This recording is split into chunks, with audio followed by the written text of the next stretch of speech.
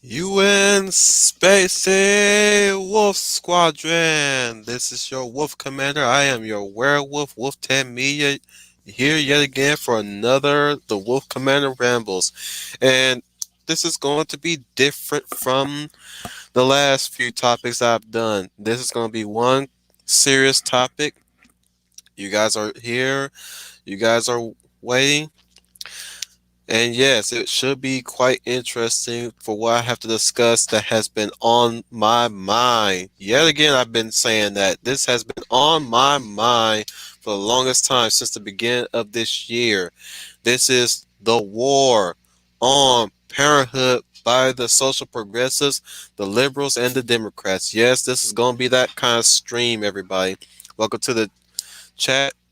We have my traveling immaculate scribe. I done said his name backwards.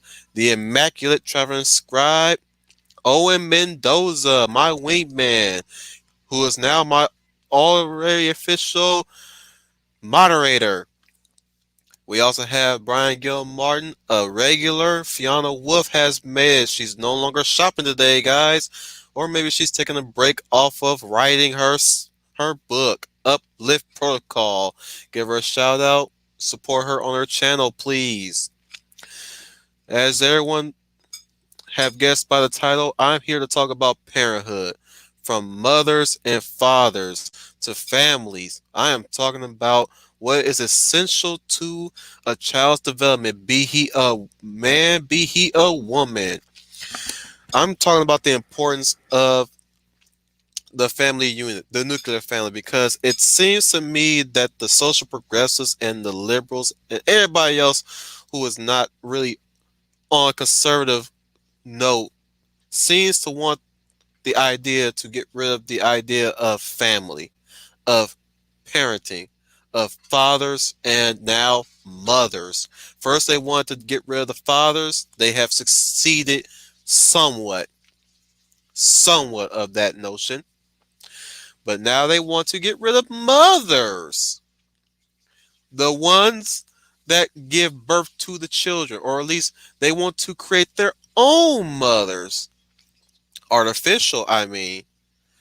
They want to get rid of the choice to have children. They want to regulate how we raise our children. They even want us to not be attentive to our children's educational needs. They have been doing this since the dawn of time, guys. I'm telling you this right now. Heck, this is even a practice that's been done even during slavery time. And I'm not that kind of guy that likes to toss up slavery every once in a while like most black folk do. But this has been a tactic that has been done to black folks since slavery time, and they're now employing it to all races. And when I say all races, I mean all races. White, black, brown, yellow, orange even. They want to get rid of us as parents, guys. People who are very traditional minded, conservative minded. Now, mind you, you guys all know that I'm an atheist, and I don't fly with that. I was raised by mother and father. Now, granted, my mother and father were never together. They were never married. They had me out of wedlock. That is something personal I would like to share with everybody. But I was raised by mother and father. My mother mostly, but my father stepped in to raise me here and there as a teenager. So yeah, you know, it's I've been I will also share something with you guys. I've been listening to 1984 on YouTube by audio, and we all know we toss this up a lot that the the way how things have gone since the government is trying to take over just about everything of our lives. You know, take away our guns, take away our children, take away our human rights, our human rights, guys. It's checking off the list of everything that 1984 has talked about, including the children. And now we have them all running around playing social justice. They try to be a social activist. They try to be a revolutionary, even. But they have no clear concept of what they are fighting for. And it's all because they do not have the mother and the father to guide them. And even if they do have the mother and father seems to be too lazy to impart any virtues, any truths, any sort of, let's say, spirituality or even guidance, if not spirituality. You see it in the media. The children are often portrayed as these sort of headstrong, smart, individual, intellectual types that talk down upon adults all day, every day. You see it in so many shows, especially the CW shows. They're always arguing with the adults. Guys, they're trying to break down family structure. They're trying to break down the order. They're trying to break down, you know, who gets to eat first, how the meals, the pecking order is, the social pecking order. They are trying to break down the nuclear family and erase it entirely. You see it in BLM. BLM is all for that train too. You see them trying to keep the family from attending to their child's needs in the educational system. I'm repeating myself. I know, but I have to repeat myself a bit so you guys can get it clear into your heads what they're trying to do. And I know that some of you probably don't have children of your own. Most of you don't have children. Some who are going to watch this in the backwatch have children. Make no mistake about it. They want to turn your children against you. It's not the bad boy next door. It's not the hussy across the street. It's no longer any of the bad kids that your children hang out with, the bad influences. I mean, well, they can contribute to it, but it's now the powers that be. Friends, we are sitting in such a time of this year that everybody seems to be at war with everything that this country stands for, and I'm talking about patriotism here too. But what this country stands for: God, country, and family. Yes, I say that as an atheist. I'm repeating those words: God, country, and family. They want to eliminate God. They want to eliminate this country, and they want to eliminate family. But we're sticking to the family right now, guys. We're sticking to the family. So let me break down how we're going to discuss this. We're going to break down the new wave of feminism that warps the idea of career first before family. We're going to talk about that touchy topic about pro-choice, pro versus pro-life. I will even share something with you guys yet again. I was pro-choice originally. When somebody opened my eyes to how many abortions have happened since the pro-choice thing has been pushed forward, I switched over to pro-life. I switched over to pro-life.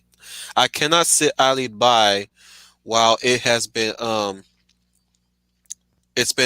such of a an okay thing to be granted to individuals, and it's been used very, very, how should I say this, very abundantly. Staggeringly numbers of abortions I've heard.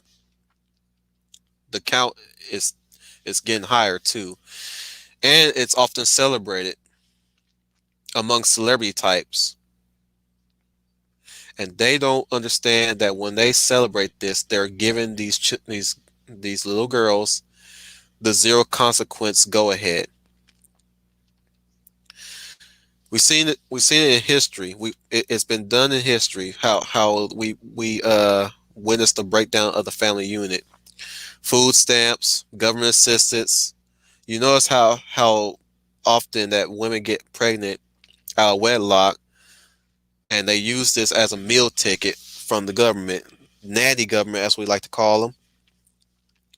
We see that fathers are denied visitation of their children at times. We come across many cases. We've come across many cases where now that they tend people tend to prefer same-sex parenting over straight marriage parenting. They're trying to push the whole two gender parents thing so much more, which I'm going to discuss more in the same-sex couple desires in media coming this Thursday, guys. But now yeah, they're pushing for in such of a way to virtue signal same-sex marriage. Now I will throw this out there too. I have nothing against same-sex parents, nothing against them, which I'm going to get into what my conditions are when they have they decide to raise a child when it comes to child rearing. We're also going to talk about father figures, mother figures. We're also going to talk about our favorite mothers and fathers in media. And as an added bonus, I will voice act your favorite mothers and fathers characters in media. Yep. Now let me break down the family structure in my eyes. This is my opinion of how. Hey, Casey Scott. He's listening at work as usual. As usual. I'm probably gonna have to move my time frame for you guys to have time enough to get off and get in here. Maybe, or maybe the time I got is probably good for you guys. You guys let me know in the comments. Let me know in the comments. So I'll tell you my version of family structure. You know, I'll tell you my idea of what position the father plays and what position the mother plays. It's usually the traditional. The father is the provider and the head of household. It's the woman who's the nurturer. Fathers are very important, as I said in the rewatch with me and Owen. Fathers are and male role models are very important to a young man's development. We are to teach our boys how to come up upon each challenge, each obstacle, and overcome it. It's been like that since the dawn of time. If you put into the science of the early man, the uh, the Neanderthals, and those guys, they taught their children how to hunt. The women taught their children how to gather. They taught their boys how to face fear. It even transcends when it comes to a soldier teaching his boy how to wield a firearm. You often see hunters even teach their boys and girls how to fire a gun, how to hunt. The father is the teacher, so is the mother, but they teach different things. Now let's get into the mother. What the mother teaches. The mother can teach compassion, how to provide for yourself in dire straits, how to select the proper woman for you in life. Now I'm talking about the boys. I mean, the mother is supposed to be the symbol of what the man is achieving for when he finds his wife, his significant other. The mother can also teach the boy how to cook. If the boy's passion is in cooking, but there's some delicacy in cooking. Cooking can teach you a lot of things. The taste, the texture. It's almost like you're selecting your meal when you're selecting your mate. The details. I'm pretty sure I'm going somewhere with these analogies. I'm not sure, guys. I thought I had it all under control, but stick with me, guys. Try to stick with me. With that structure being said, let's go into how the mother teaches the girl. The mother teaches the girl to select the mate that she's going to be looking for when she gets out of the room. You know, and through the father, she seeks the man that the father represents. This is one thing that the family structure teaches well: standards. The family structure should always teach standards and guidances. Standards for how to be a model citizen. When you wake up in the morning, when you're a child, I mean, when you wake up in the morning, you see your father, you see him wear a man's suit and leave the house. Now, you as a child will be wearing your casual clothes, your Power Rangers, your My Chemical Romances, and your jeans, your cut up jeans, and your messy hair. But once you see your father go out of his way to work, slowly you transform into that man. You start wearing a suit more. You start tucking in your shirt more. You wear your dress shoes. You hold you hold your head up high and you have your chest up. You're ready to take on the world just because you saw that man do that every single day you wake up in the morning. Same thing with the girl with the mother. The girl may wear their favorite TV series heartthrob, so to speak. But they see their mother, it especially if she's a career woman as well, alongside with the father. She wears her dress. She wears her hair work appropriate.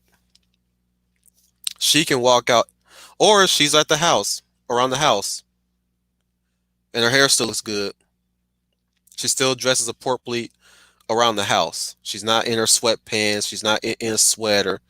She is grooming herself for the day around the house. If she decides to be a housewife, I mean. And that's one thing that feminists tend to hate the most is the housewife or the traditional wife as well, or the mother that is so content with being a housewife and a traditional wife. They can't fathom that. They can't fathom a woman being so happy with a loving husband, many children, not pursuing a career. Now, how could that be? I'm jumping topics, but how could that be? Why are they so furious about that? Would you guys tell me, or should I tell you? I think that they, in their mind, they have pursued what they think is the ultimate happiness and cannot see somebody else that actually didn't have to do anything like that except work to get a mate that can provide, take care of the household, and all she has to do is just clean the house, take care of the children, get them ready for school and everything, come home, maybe watch her stories, kick her feet up if she has to, read a book. She doesn't have to worry about working. She doesn't have to worry about heck, she can be at home managing the husband's bills while he's out working. She has all the free time in the world in her household, not worrying about waking up early in the morning to rush to work like her husband do. She can get the coffee ready, drink her coffee herself if she has to, make the coffee for the husband, get the kids breakfast and lunch ready. If I was a politician, oh hey Eloise, yes I'm live, man.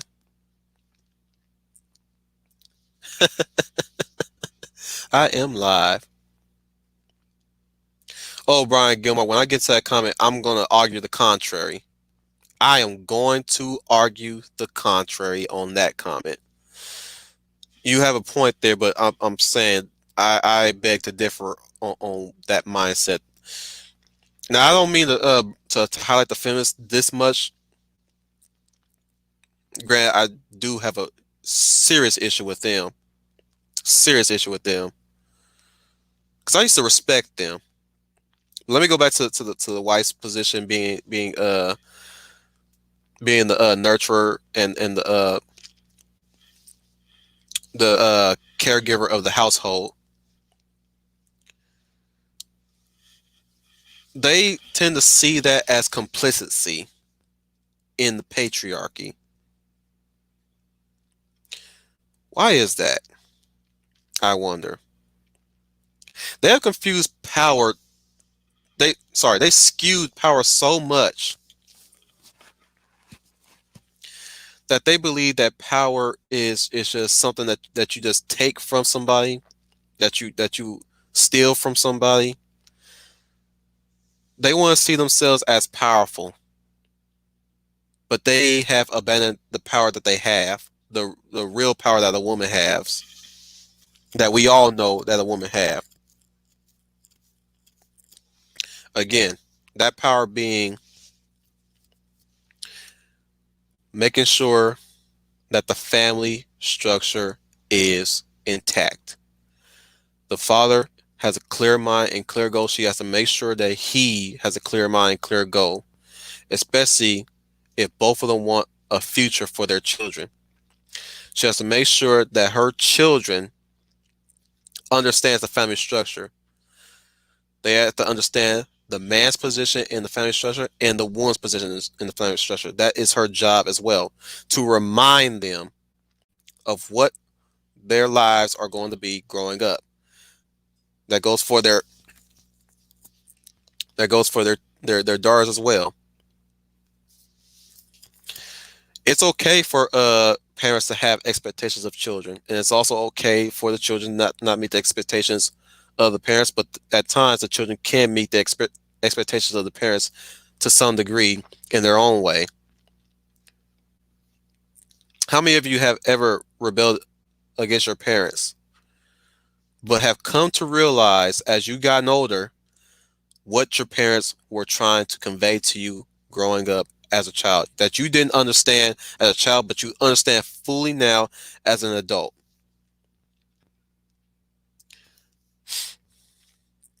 I'll tell you right now, my dad did his best to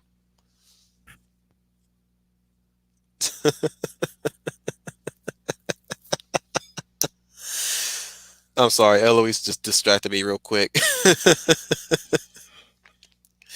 Nah, man, we just begun, man. We have only just begun to live. White lace and promises. Mm, gotta love Carl Wells with that song and I believe it's Happy Gilmore. But yeah, through my father, I learned a bit of things. I learned how to change oil. I learned how to change a tire. I was a rebellious kid too, and he was not having none of it. There were times when he would step in, even when I was very rebellious towards my mother, I would straighten up. The father carries order in his heart and in his voice. But I learned how to pace. I learned how to hammer, how to chisel through my dad. I learned to do a little construction work with my dad one time. I used to help him move dry wood. That was only one time though, but still. Wish I learned how to drive through him, but it's up to me now to teach myself how to drive. To this day, I don't have my driver's license. I'm not afraid to even admit that. I'm not even embarrassed. Okay, but through my dad, I understood the position of being a man. Even if I'm not a family man, I don't have children. All right, and I have no plans on having children. I'm not. I would say I'm not the. I'm not saying I have mental health issues, but I am not really the I would say I'm not the person that's right to have children. The way how my mind works, I can be very direct and forceful, and that can be very intimidating to people. Um, Though, again, through my dad, I understood what being a man is supposed to be. You're supposed to work towards a purpose and a goal in life, whatever it is that purpose and goal in life. My mom is the one that keeps me on the even keel of what I'm supposed to be doing in life, which is pursue whatever it is that I want to do.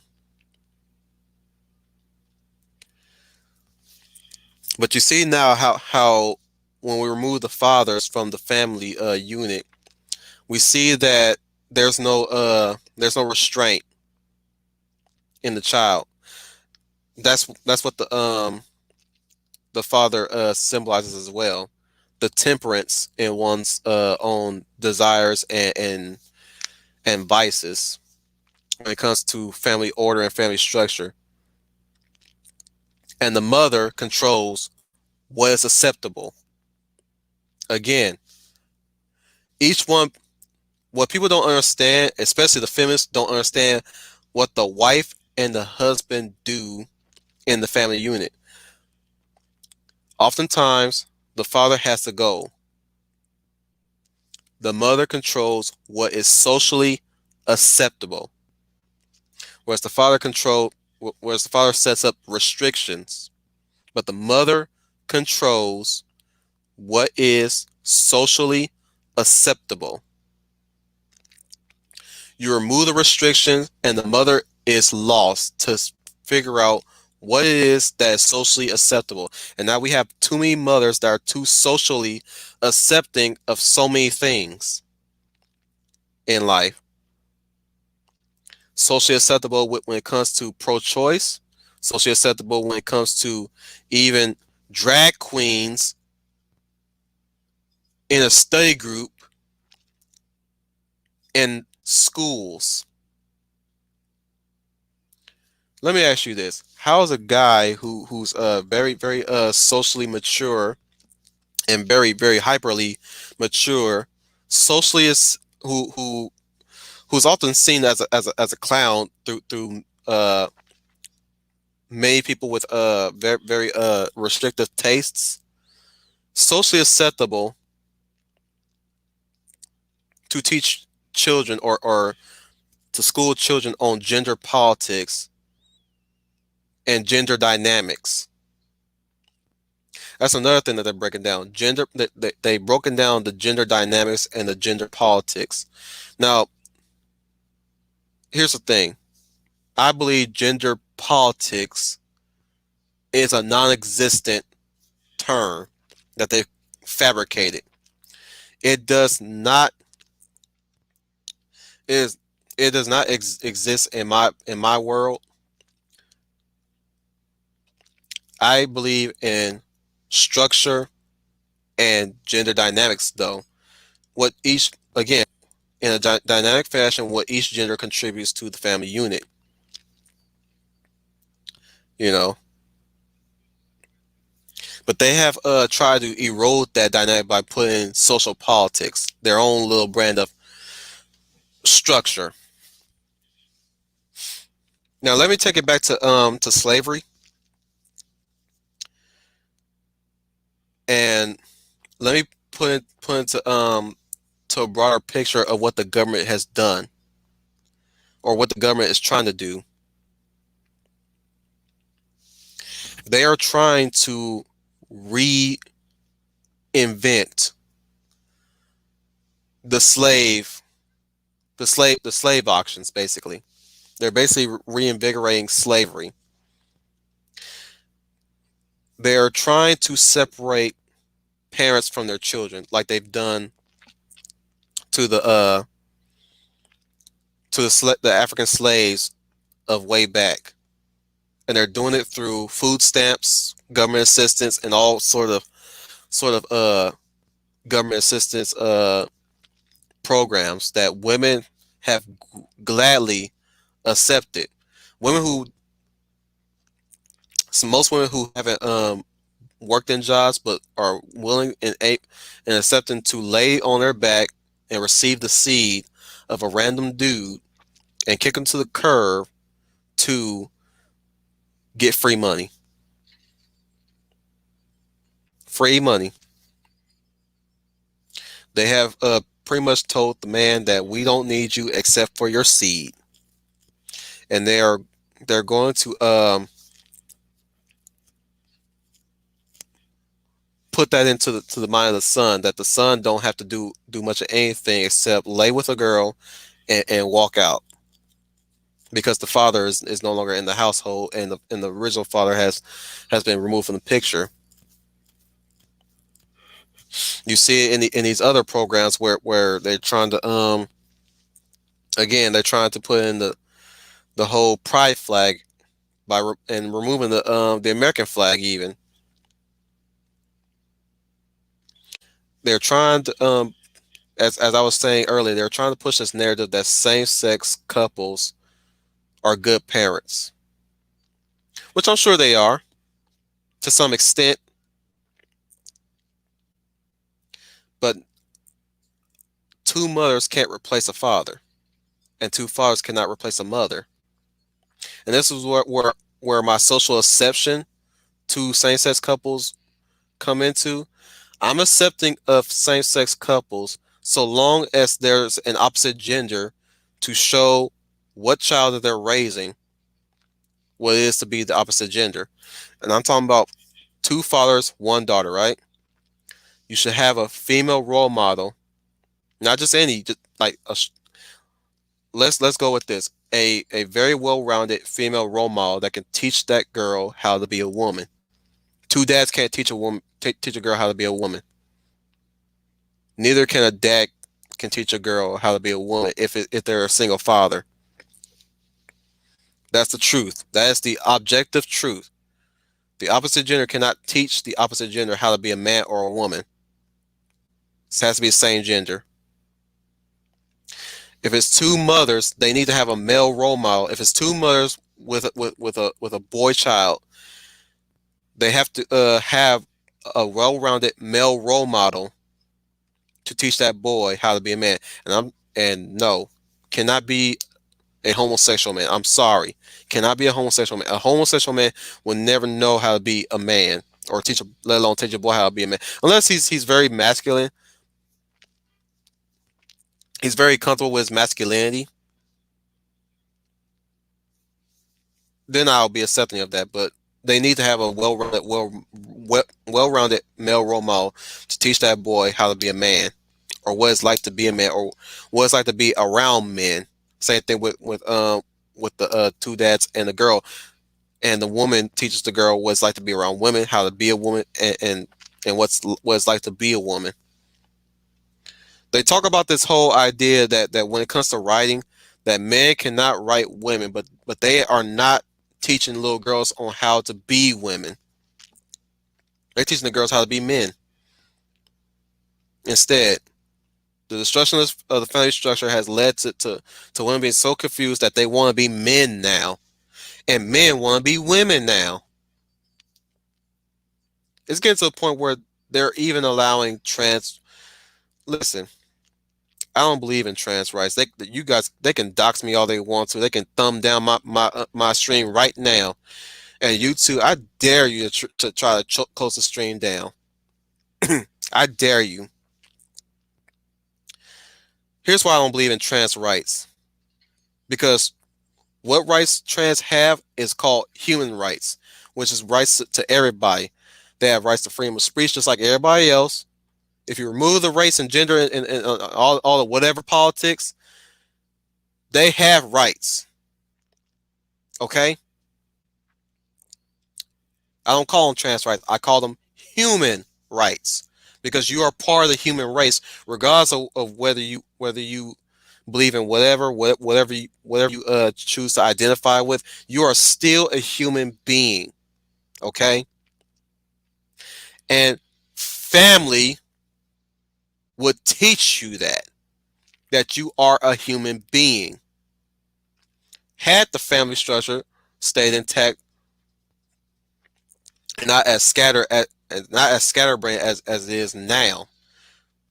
Now there is still family out there. We families still outnumber these idiots exponentially. Trust me. There's a lot of traditional wives. There's a lot of traditional men, and there's still straight marriages still happening. Granted, some of these marriages are in divorce because of the way how the whole politics have been playing. I'm gonna take a break real quick to read some of your comments because you guys are throwing in some delicious comments. I'm gonna start from the top. Now we're here. Start from the top. Now we're here. Start from the top. Now the whole team here. Start from the top. Now we're here. Start from the top. Now the whole team here. All right, we're at the very top. It's gonna take a while, guys. You guys are gonna give me some open discussion in these comments. Let's see. Let's see. Let's start with Brian Gilmartin's two comments here. The first one being, they want the state to raise the children instead of the parents. Yeah, yeah. They want. That's what I mean by artificial parents. They don't want real parents. They want artificial parents. Parents that can change the rules at their own whim. Try to confuse these kids at their own whim, and well, basically turn them to Hitler's youth. You see it in Animal Farm with the puppies. You see it in real life, the history, the brown shirts. That's basically what's coming down to: communism and fascism in America. My goodness. It's almost succeeding, but we're fighting it back, though. We're all fighting it back. Let's go with the next comment of Brian. My parents divorced when I was a kid. My mom had custody first before my dad stepped in and got custody. Good on him. Well, I don't know your parents' situation at the time, so I'm not going to pry. We're not going to discuss that any further if you don't want to. And let's go with Fiona. We have so much stuff nowadays to prevent pregnancy that abortion rate is crazy high. I personally think it's an empty connection. Yes, the government is the ultimate nanny state. And going back to the whole abortion thing, it's my thing is, if I was a politician, I was okay pro-choice, I would have restrictions for pro-choice. I would have given them the 3-strike deal, just like they give the 3 strikes to the criminals. You can only have 3 abortions per woman. After that 3rd abortion, you better have the next child. That to instill personal responsibility is what I'm saying. That's the reason why I would have gave them 3. But the way I've seen the alarming rate of abortions, if I was a politician, I would okay pro-choice. I would like, you only get 1 abortion. After that, you better practice some contraceptives and birth control. This is your one-time deal. You are given the choice, but you're gonna have some restrictions. Just like if men are given restrictions to see their children, you get restrictions on when you can abort them. Okay, you're getting restrictions on that one. Moving down, and Fiona again. Fathers are the first protector, the first teacher, and the first wall of integrity. Yep. And Brian again. The mother's the nurturer. Yep. Let's go back to those two. Yeah. So the father is always there to protect. That's in our nature. We protect. We're protecting those that can't defend themselves, specifically the children. The woman can defend herself as well, but she is always the second line of defense if the first line fails. The father is the wall, and the mother is the it's the support beam of that wall. Once that wall goes down, the support beam goes down, then the children are now vulnerable, unless you teach the children to defend themselves. But that's never the case because we're so living in such a time where now we have so much choices that we're not exercising the quintessential ones, exercising the priorities of growing up a human being, which is learning to defend ourselves, to defend others that don't that can't protect themselves. Aside from our military, but we can do that as ourselves as civilians. Okay, again with Fiona. Fathers can also comfort and nurture, but they do so in private, in confidence. Mothers can do this out in the open because it's expected. Yeah. See, that's the thing that feminists don't understand about fathers, or at least men in general. We may hide our feelings, but that doesn't mean we're unfeeling. It's not in our nature to show our feelings out in the open so casually. because if we do that, then the less serious people will take us. I'll give myself an example at work. I hardly ever talk at work when I start working. Once I clock in, I start getting to work. I'll say hi to people. I'll chat with them for a bit, but my mind is focused on work. If I don't say anything to them other than a hi, and I don't give them attention, I'm mostly busy. Majority of the time, I'm just busy trying to get the work set up when it comes to set up the kitchen. And that's how I am. From the outsider's look on that, it makes it seem like I'm antisocial, which I'm not. You guys have been on the stream a few times. I'm very sociable. Heck, I'm even very approachable, but I tend to stand a very a stance that denounce that I am somebody that you have to respect, or at least you don't have to take you have to take serious at least.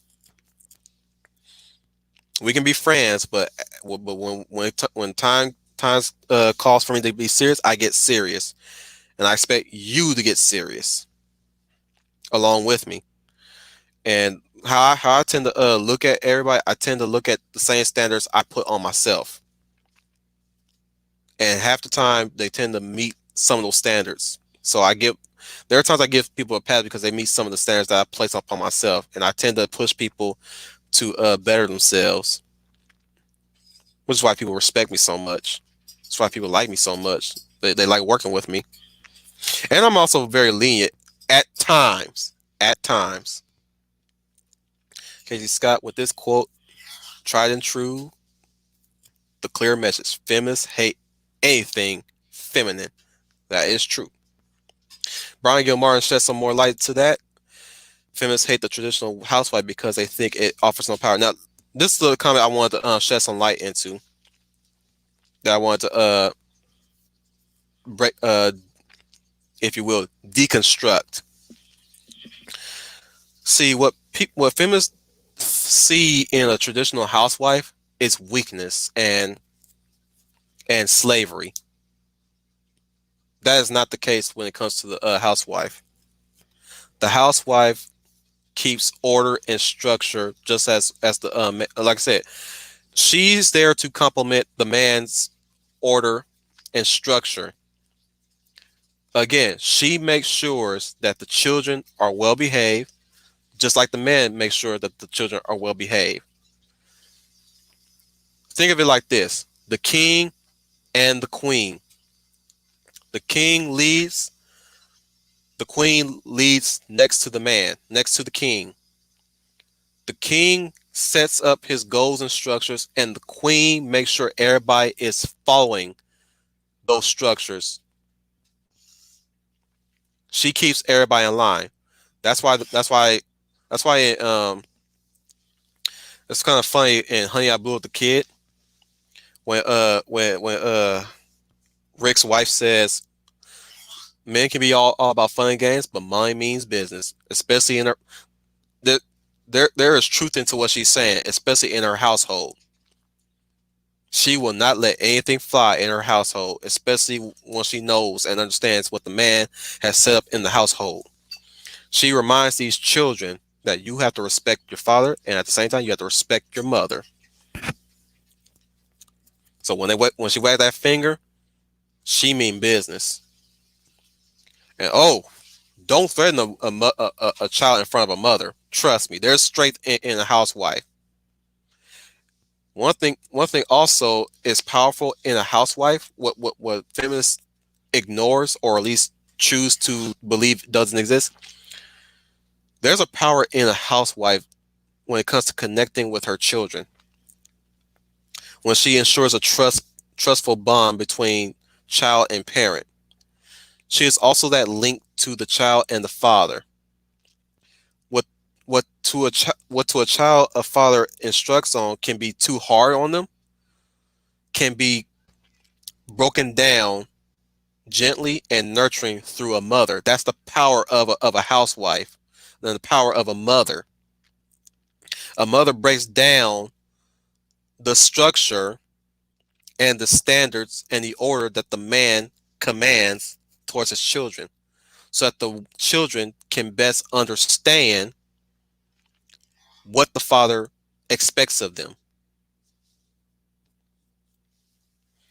which is why the Lannister children are the way that they are in Game of Thrones, because they lost that mother. They lost their mother. That's why Cersei and Jaime are the way they are, because their mother died, and all they had was the father's expectations. But there was never a. That's the reason. Yeah, to me, that's the reason why they're so screwed up. It's because there was never a mother that broke down what Tywin expects from his children. They probably knew what he expected, but they never understood why it is the family name so important to him. Or Tywin probably would never laid down that those highest expectations had his wife died when she gave birth to Tyrion. Yeah, I know about. I'm that kind of geek, guys. Another one from Fiona. Excuse me. Excuse me. Sorry about that, guys. Let me take a drink real quick before I read that comment. Mm, sorry to bubble in my mouth. I guess I might. That was uncomfortable. That probably was uncomfortable to hear, guys. I'm sorry. Men and women manifest power and influence differently. Yes, yes, they do. Grant, I'm just a man. I'm only, again, like I said in last week's stream, I'm only going by what I've observed. I'm sure if you guys heard from Kat will probably break down the woman's influence a lot better than I can. But to me, the woman's influence to the children can again strengthen that social order, that social standards in the family unit. To put it simply, Eloise. No, that we already highlighted that one. Let's go into some Teenage Rebellion. And this is again from Fiona. Not showing any favorites, guys. I'll begin to most of your comments. We're in a good speed, good time. So Fiona, I rebelled for 1 year in high school because I thought I knew everything. Yeah, we all. That's where it all starts in high school. We think we know everything. Once we get access to books, and now more than ever, now that we're access with the internet, we think we know everything there is. But did we? But have we ever touched it? Have we ever experienced it? See, we can only look at it from afar through a screen. You know what I mean? We could say what we want about France, but have we ever lived in France or actually visit France? I can say what I want about each state, but have I ever been to each state, let alone lived in those states? I can only get my outsider's perspective. We all can if we haven't actually experienced it. And Brian, I've argued with my dad about a lot of things, too many to even bother remembering, but I always swallowed my pride and took his advice. Yep. Well, that's what men teaches each other. Well, here's the thing, Brian Martin. This is why man needs to be around men a lot. And I'm not talking about fearing of being labeled, you know, gay, homosexual. I'm talking you gotta be around men to bounce off of each other, to know that you may not always agree with each other, but you do have common ground. Same thing with women. You don't have to agree with each other, but you do have some common ground. You t- Men tend to butt heads often is because we have such strong convictions set inside ourselves, and then we come across somebody who also has a strong conviction. That's why we always get a lot of underdog stories, or battle stories. Men against men.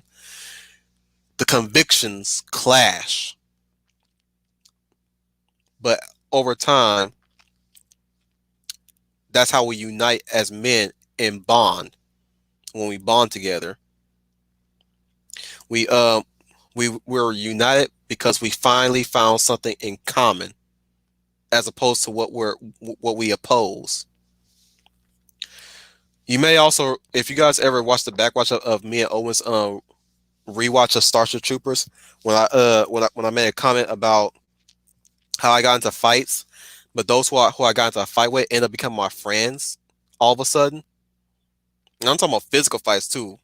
Physical fights, like suddenly they're my friends now. Sometimes we tend to have to let out that aggression in ourselves. That's why we have to. That's why we always have to have boys be around boys, because you got to let out that aggression. That's how we tend to connect too. We let out that aggression, and now that we've let out that aggression, we're finally calm and cool, and now we're bonding. We may Chances are we might not like each other still, but we have come to find a bond. Yeah, Brian, they have stopped being mothers. They want to be competitors. That's what they're trying to be. They're trying to be competitors when they should be mothers and wives. And that's one thing that also deteriorate the family structure. The wife wants to be the competitor instead of being the wife nowadays. Sometimes me and my wife get into arguments too, and I was like, I was trying to tell her, like, I'm not trying to compete with you. I just want to get you to understand my point of view. You don't have to agree with me. Just see it from where I'm coming from. You don't have to agree with me, you know? But I wish you would stop trying to compete with me every time I present an idea forward to you. Stuff like that. Like, you that's the thing about why I can get into marriage stuff some other time when I'm more well versed into it, because I'm not the guy to talk about marriage, even though I am married. But yeah, like, yeah, a lot of feminists have put in this idea that they're supposed to be in a competing world, which is we'll talk about that some other time. We'll talk about that. Let me read some more of your comments. Okay, Fiona, and many men don't have legit father figures in their lives now. Yep, that's so true. That's so true. She also points out that it's compounding. Yep. All right, let's go with Eloise. I used to perceive my dad as sexist because he would emphasize the importance of cooking. Now I know it's not about gender, but as a means for survival. Both my parents can cook. Sorry, I'm pausing for a minute, for a cool minute. Um, Cooking traces back to hunting. Make no mistake about that. It traces back to hunting. The hunter-gatherers. Hunters are the men. Gatherers are the women. The women.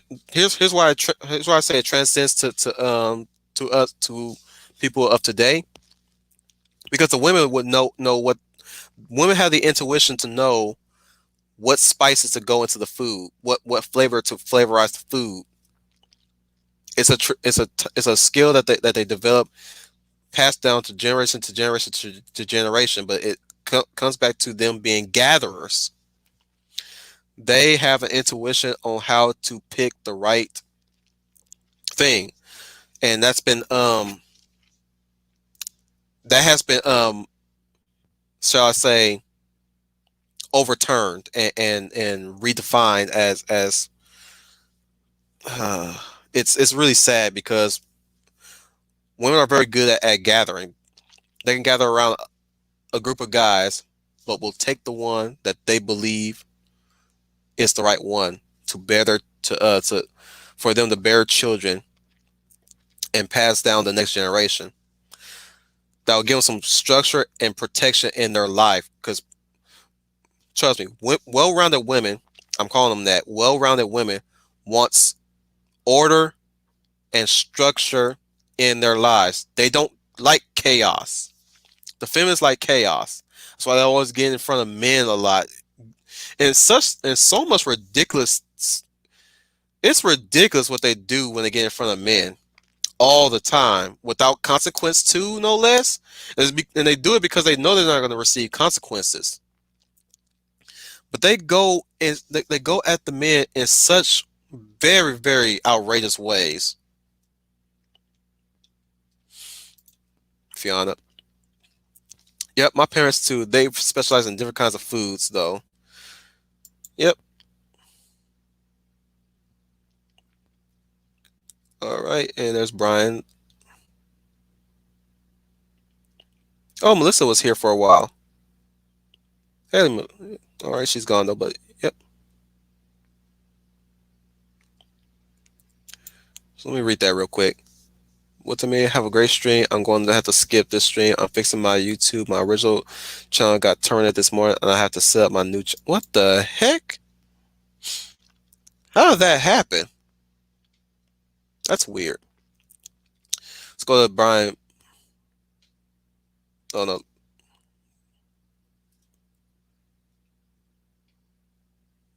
Uh, by osmosis, I've combined both their cooking powers to become Cajun Florida woman. Wee.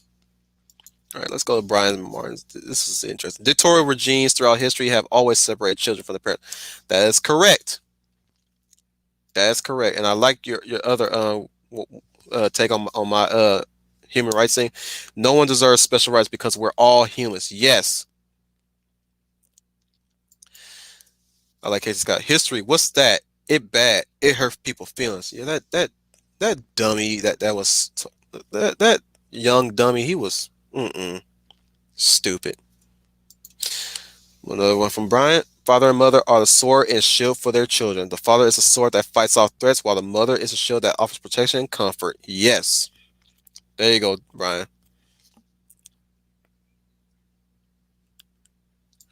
Yeah, Eloise. Growing up, cooking was a sore point for me, but I've come to terms with. I learned cooking too here and there from my mother. I learned how to cook fried chicken. Can't say where my skill at is. I'm a little out of practice on that. I learned how to cook rice through my mother. I even watched my dad cook. He can cook his butt off. He cooked he cooked food for me and the girlfriend he had at one time. His food was really good, really good. I was stunned when I found out he could cook when I lived with him for a time. I wish I could have learned some of his cooking skills, but I was a hard head. Still a hard head, but I'm a hard head at the time. At the time, I was very distant toward my dad. Dad, if you ever come across this video, I'm sorry. I'm sorry for being a little, for lack of better words, a little shit when I was living with you. Okay. And Fiona promoting her book again. Excuse me. To use my series as an example, Gino connects through her kids through conversations and their need for her guidance. Thomas leads from the front. Gino leads from the heart. I like that. I agree wholeheartedly. Everyone needs to know how to cook. Can't survive on fast food alone. Fast food will kill you, though. That's the thing. Fast food will kill you. Fast food will kill you over time if too much consumption. That's why we need to. That's why it's always imperative for us to learn how to cook to survive. As who said that? I want. I don't want to highlight somebody incorrectly. As Eloise has said, you cook to survive. And and I always have this philosophy too. What better food to eat than the food you cook? That's a philosophy I live by. What better food that you can? The best food that you eat is the food that you cook. That's my philosophy there. The best food that you eat is the food that you cook. You can go to a restaurant all you want, but the best food you eat is the food you cook because you made it for yourself. All right.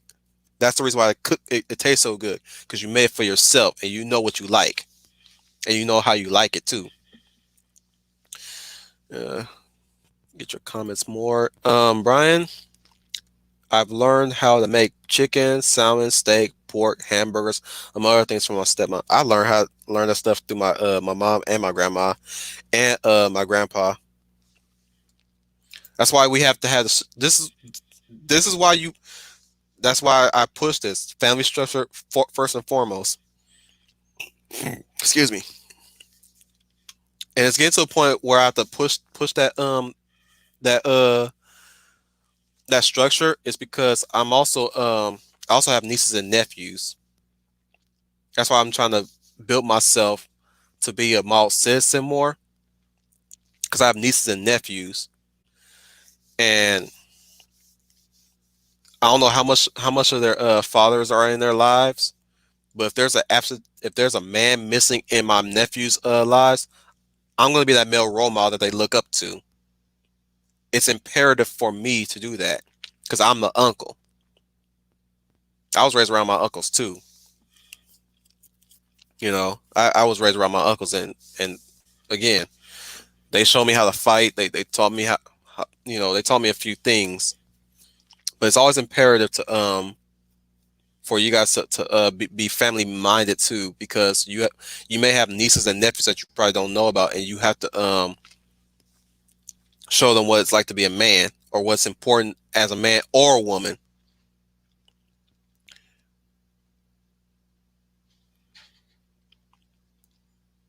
That is true. You have to go way, way back to find that. Way, way back. Anyways, let's get into the media. We've already talked about the dynamics. Let's get into the media now. So I actually made a point where the children in media are so, dare I say, unhinged, to the point where they're actually sizing up the parents now. Every time you see these new shows that they push, these woke shows, it's always the children that are acting like they're the leaders. Children are not leaders. Children can only lead children. They can't lead adults. It's really crazy how you get Greta Thunberg, in these summits, in the Senate and stuff like that, mouthing her yap off in front of adults, two adults. It's crazy how young people,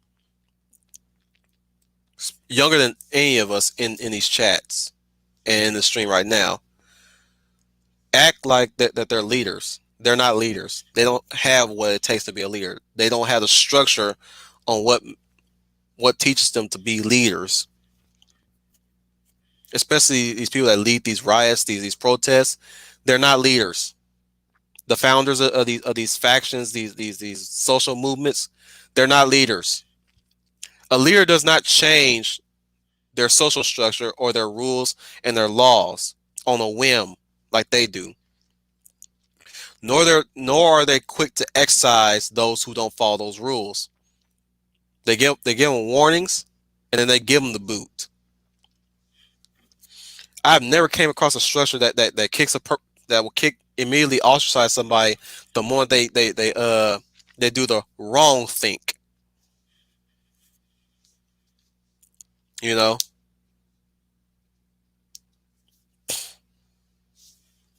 I was actually sorry. I had to pause for a minute.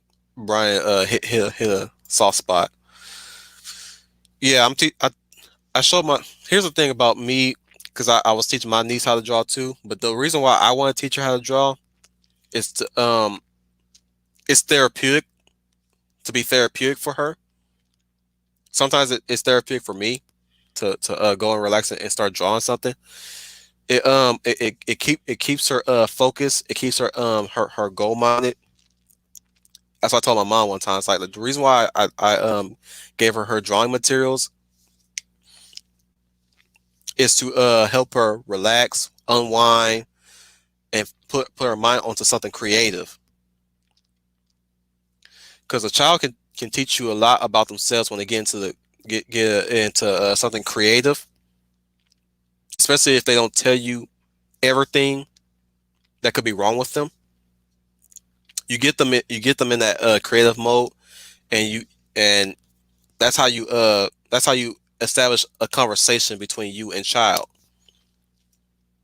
So at times I try to connect with my nieces and nephews through things they like.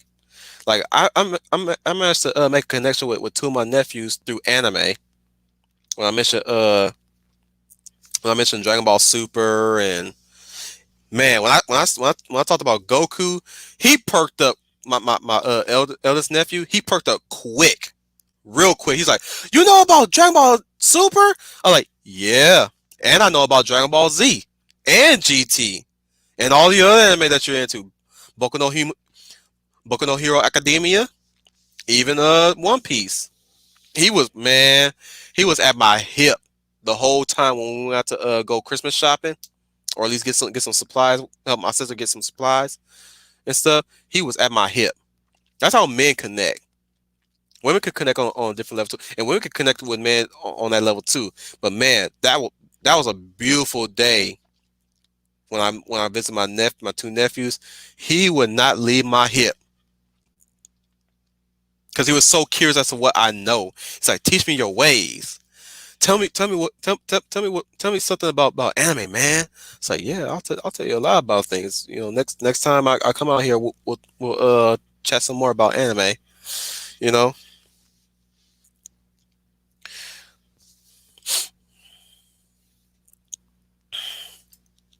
take a.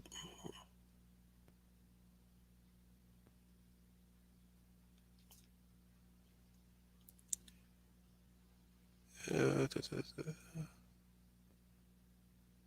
gonna hold off reading your comments real quick. I'm gonna continue talking. I'm sorry, I didn't mean to pause like that. So in the media, yeah, you got adult, or at least people posing as young adults talking off to parents. I miss shows like Seventh Heaven where they had family values and virtues and structure. You had the father and you had the mother, and you had how many children together. There's also Family Matters. Carl Winslow, Mrs. Winslow. I keep forgetting her name. Mrs. Winslow. I'm highlighting my favorite parents in media right now. You guys can give me some names, parents from shows that you like too. Yeah, there's Carl Winslow and Mrs. Winslow. There's Hillary and Uncle Phil from the Fresh Prince of Bel Air. Robert Townsend and his wife and the Parenthood.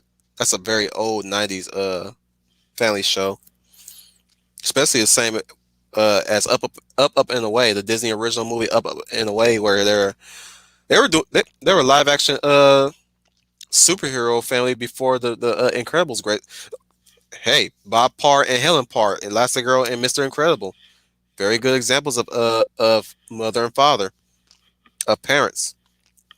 There's even dare I say well,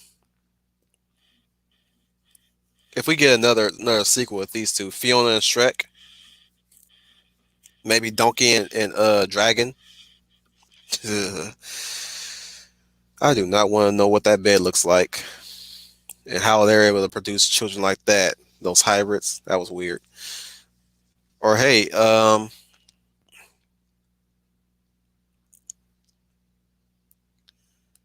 there's another group of parents that I like too. That was in media. There was also you know what? Let's move on to single dad characters like say, ooh, what's his name? What's his name? Single father. I believe it was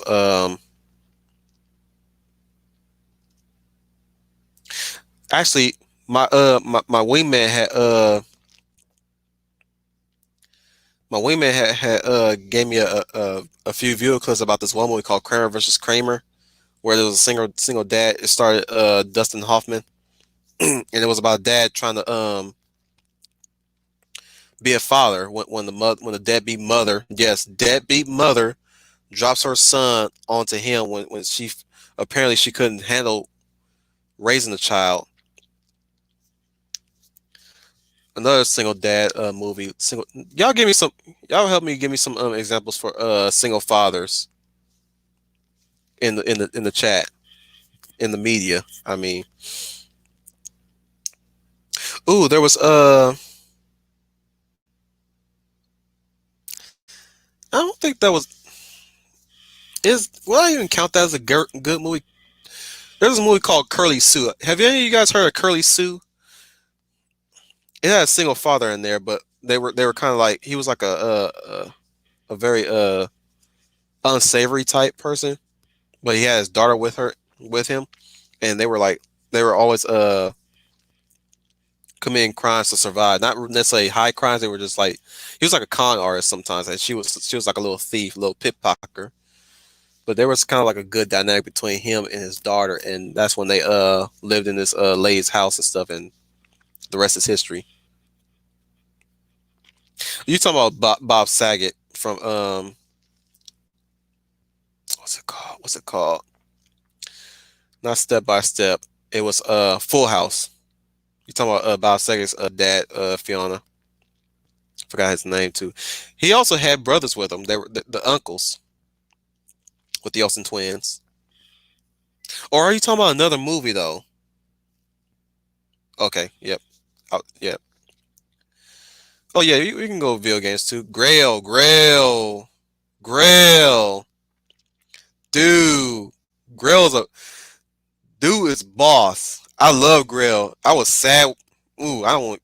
You know what? For those of you who haven't played it, I'm not gonna go that far. It's gonna be spoiled. But man, when I played Path of Radiance, man, oh man, Grail was my boy. I love Grail. The wisdom he impart on Ike and dang, I forgot Ike's friend's name.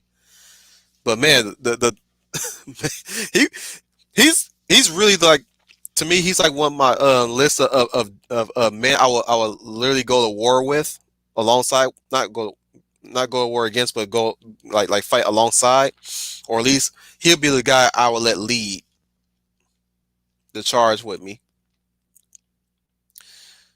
Let's go into your comments real quick. Let's go with Fiona's real quick. Peter Pan syndrome has taken hold of many in my generation, 30 plus. Yeah, people don't. That's the thing. That's the reason. That's why we need the family structure. The family structure. They don't force you to grow up. They teach you why you should grow up. You should always keep the kid in you, but at the end of the day, when it comes to serious matters, you be an adult. All right, Brian to Fiona. Technically, we're all children at heart. That said, there comes a time when you have. Yeah, that's what I'm saying. Like that's the reason why we need the family structure to stay intact. They need to stay intact.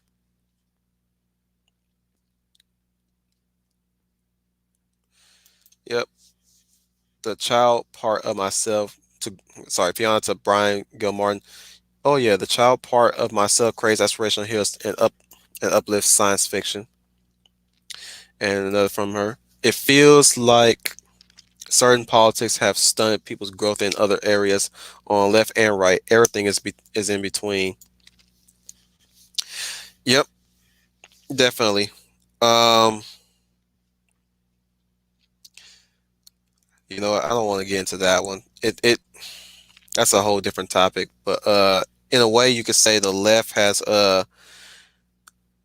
you could say the left is trying to turn everybody into grown children, and the right are trying to force people to grow up, so to speak. But that's a different topic on politics. I'm probably not even gonna get into that topic because I'm mostly neutral when it comes to stuff like that. Unless one side gets too extreme, then it tends to push me to switch to find choose sides. But I'm mostly neutral between because I already told you guys I was originally pro-choice, which is a leftist idea, obviously. So there are some things that the left presents that I can definitely get behind, but majority of the time I'm always siding with the right because we all know we like structure. The right is always about structure. Uh, okay. I was going to suggest Splinter from Ninja Turtle since he's basically a father to the Turtles in addition to a sensei and ninja master. Well, yeah, he raised them. They were baby turtles. Technically, he's a father. I need to see it. I definitely need to see it. My friend recommended. Iron has recommended to me. I need to see it. Okay. Yeah, it was Soren. It was Soren. Soren was Ike's friend, the mage. There was another the Lancer. I forgot his name. The cavalryman. I forgot his name. But yeah. So, bro, when Soren died, like in one battlefield play, I instantly restarted because I didn't want Soren to die, or was it Rolf? I think Rolf was the one that died, and I was like, no, I don't want, no, Rolf, don't die, restart, reset. You're not gonna die this time, man. That was a bad That was a big mistake on my part. It's always funny about Fire Emblem. If you don't want everybody to die, just hit the sorry, excuse me. My throat got tickly there. I was saying the funny thing about Fire Emblem series or any other uh real, real time strategy game, you don't want nobody to die. Always hit the reset button. Yes, Oscar. That's his name, Oscar. I like Oscar. I like all the characters in Fire Emblem, especially Path of Radiance. My favorite was always Titania. She's beast, man. There was a time in that one play where you had to hold that fortress for 5 days, right? And the first night, I set her up to where she guard the main entrance, and everybody who came to her died instantly. She was a beast, especially the spirit that I gave her that she used. She was a beast. She annihilated people. Okay, not Mia, but one of my uncles is a single dad. He deserves credit for not walking out like his ex-wife did. My godmother, one of his sisters, adopted that woman's other child, a daughter. Good on him. Good on your godmother. Yeah, we need people who can if there's nobody who's not going to be willing to take on a parent, take on the role of being a parent, well, somebody had better be a parent to the child. It don't have to necessarily be the mother and father technically, but it should be somebody who understands the social structure of the family unit, be it the uncle or the grandpa that still has a wife to him. Sorry, that still has a wife next to him, and they still know how family structure works. Family structure is deteriorating, guys, because we have too many children being raised by the government, and too many children raised without fathers, and oftentimes raised without mothers. We have children running away. They either become strippers, prostitutes, or they become thieves, murderers, gangsters. And then there's times they're ineffectual parents that causes children to be mass murderers, school shooters, and serial killers. I'm talking about parents that really have no idea how the family structure works. They're always combating each other. They're always fighting each other. You know. Excuse me. I don't know. I hope I don't get sick by the end of this year. That would be freaking hilarious. Considering that we're worrying about this virus thing, I get a cold out of nowhere, out of all this time. I'm going into to parents that actually are parents, but the reason why children act the way they do because there's not enough parenting attentiveness to the child. And I'm talking about ineffectual parents that don't stop what they're doing half the time to to build that connection with their child. And I'm talking about the career parents. I'm talking about the ones that have jobs. Both sides have jobs to make ends meet, be it they're rich or poor. A lot of the Mia's twisted the rich's uh image and the poorest image. The poor is not always the saints as the media tries to make them out to be. Not always. Not even the middle class. They try to make, well, the middle class gets ignored, but the poor gets sanctified and the rich gets vilified. Both sides can be ineffectual parents, and both sides can be abusive parents too. For the poor, their mind is always work, work, work, or else my family won't survive. But they have to stop themselves sometimes to console their children, to attend their needs, to attend what's wrong with them. Same thing with the rich. The rich always have nannies, but they don't know anything about their children, and that's what causes the children to act out. That's why children always act out because they don't have the structure set up, especially among the poor and the rich. They don't have that like even if they are man and woman parent, right? Man and woman marriage, straight marriage. They have no idea what the family structure is, and it could tie it back to their family life beforehand too. Maybe they were a guy that was raised by a mother. Maybe there was a girl that was raised by a father, but there was no female or male role model to show them what the family structure looks like or what the mate is supposed the mate's role in the structure. I mentioned media in the family. I only gave examples, but we're going to go back into that in a bit. We're going to go back to that in a bit, but I want to jump into another topic about parents that are there for their children, but are not going to get into that too. Brian, I see that. I see that. I'm going to read. I'm going to add some more to that as well. Yeah, the family structure is eroding because it's raised by parents who is also been confounded by parents who didn't want to be parents, but they are parents now, and now they have to learn quick how to be parents. They have to learn, learn, learn, learn, learn. They don't know anything about child rearing, child raising. They don't know it. They learn it. They're learning it through hand. Here's the thing. It's nice that we give them props for trying, but we also still have to remind ourselves that they still made a mistake. Then there are parents that aren't as any of us has worked customer service know should not have been parents, especially when the kids are running around all over the place in the stores, in the movie theaters, everywhere. My mom had this thing. No, my entire family had this way of how we go out to outings. She would always have us walk in front of her where she can see us, and I've implemented that with my nieces and nephews, especially when I walk with my niece when she was a little girl, when she was like 5 years old, 4 years old.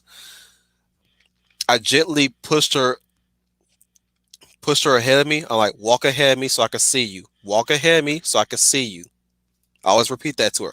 Walk ahead of me so I can see you. You will not fall behind. And if she fall behind, I'll gently shove her up ahead of me and I can repeat, walk ahead of me, not behind me. You will not leave my sight. There's a reason why my mom always have us walk ahead of her, because she can see us. This is around the time when children are getting kidnapped, mutilated, killed, murdered, and other things that I will not say on the stream, even though I said it a few times in other streams. But yeah, there's also that how me and my brother stuck around with our mother. We will not leave her unless she said it's okay. I'm gonna get into that too, Fiona. I'm gonna get into that too. We will not leave our mother's side unless she tells us to, and she'll give us a regroup point where once we go to the toy section and say Kmart or any other store, We'll go and grab our stuff and come back to her. We know where she was, or at least we'll know where to meet her back up with. But these people, when every time I see kids running around, I'm like, wow, I do not want to imagine what your household looks like with these kids running around like this. I hate to be the person to judge like that, especially I don't have children of my own. But I'm going from the perspective of how I was raised, not just my mom, just my among my family entirely. We were not allowed to run around the way we do, like kids are now today. We stay near our all the grown ups, pretty much like the way how a herd structures. They're young when they travel. The young are always in the middle. Same thing. I like to connect animals to humans too sometimes, because we're no different than animals. We like to say that we're no different than animals, but people twist that logic. No, what I'm talking about when I say we're no different than animals is that we have the same type of nature. If you put us next to, say, a herd, it's no different. I'm talking about way back then, though. Way back then, we the children are always in the middle of the parents, never off to the side unless they're adults, young adults. I mean, but when they're little babies, little toddlers, they're always in between the parents or the grown ups, never off to the sides. And that's how we always walked as a unit when we go outings until we get older. Then we have a then we you know it's you notice how when you get older you get more wild and free when they allow you to, the parents allow you to. Have you noticed that? That is why we need the family structure, because like I said, the father organizes the order, the standards, and the structure of how he runs his ship, how he runs his family. The mother makes sure she maintains that structure and she breaks it down to the children. But as we grow older, we are allowed freedom. We are allowed freedom now as we get older, because now they're seeing us as adults. And even if we become adults, we're still children to them in their eyes. But at the same time, they now see us as adults. Let me take a break and get into your comments. I was going to suggest to Tanya, since she's a mother figure to the Grail mercenaries, she's a great tank in gameplay too. Apparently enough, appropriately, appropriately enough. Yep, she was a tank, man. Like that. That's like she was a lifesaver. She basically thinned out the enemy's numbers in that first play, because like I set her up and all I did was just let them go, and they just kept they kept trying to match her, and she just they just kept dying every time they match her, every time.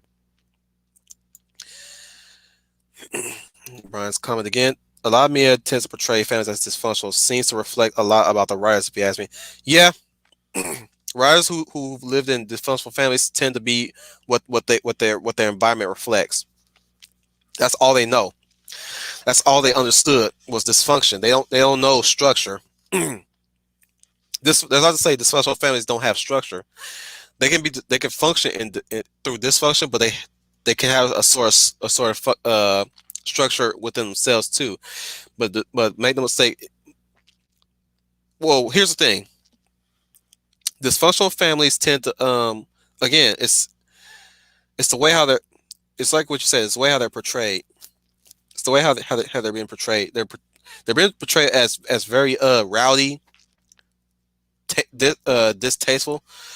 It's not really that case, if you ask me. When you live in a dysfunctional family, yeah, you got a lot of people yelling and stuff like that, screaming at each other and all that. But there's still a pecking order. There's still a structure there. It's just it's mismanaged, so to speak. What the what writers tend to forget is that there is some order there. There has to be some order, especially when it comes down to settle down and relax and talk and socialize. And I'm talking about writers of old that wrote dysfunctional families properly. Family Matters is almost Family Matters has a dysfunctional family somewhat, but they have some structure to them too. Like you got the bickering brother and sister, the older brother and the younger sister. You got the baby, which is often you forget that they exist sometimes because he's basically there to be cute, and he says something very profound as the baby. They're often overlooked and unpredictable in that regard. And then you got the grandma who speaks platitudes about how they hate the wife, or sometimes they often hate the they have their own way of thinking way back when. They're so out of touch with current day social structures now or social cues or the way how this was what. But one thing that the writers tend to forget is that added layer to, or no, that heart that unites them both together. That's the problem with modern writers about dysfunctional family structures, is that they forget what unites them. All they know from the outsider's perspective is the dysfunction. They don't know what the heart is that brings them together, that keeps them together. Actually, there's still virtues and messages that they can impart. You know what I'm saying? Let's go to Fiona's comment. It's because they don't discipline even in public anymore. My parents took us out on weekends when little. If we did good for the week, we got a small ice cream cone. I try to reward my niece stuff too when she does good. That's another thing that's missing in the family structure too. There's no positive reward or any reinforcement on what's acceptable and what's unacceptable. The woman, it seems like nowadays the women are so afraid of being thought of as the bad parent, to a point where they challenge the husband enough to make him out to be the bad guy for instilling structure and order to the children, and they let the children get away with everything. Like say for instance, if the dad puts the child into timeout, the woman will immediately pull the child out of timeout and reward them for no reason, with ice cream, with maybe a cookie or something. No, the child needs to understand. No, she's supposed to tell the she's her position in the family structure is to teach the child why they were punished and why they should not do it again. Y'all get my drift on that one? That's another thing. That's why I say it has deteriorated over time. It's because the women have been conditioned. Good women, I mean, have been conditioned to think that they're a bad parent for punishing their child under the right circumstances too. They're being punished by other women, shamed by women who are out of touch on how the family structure works. And it's ooh, we have Leia plus size.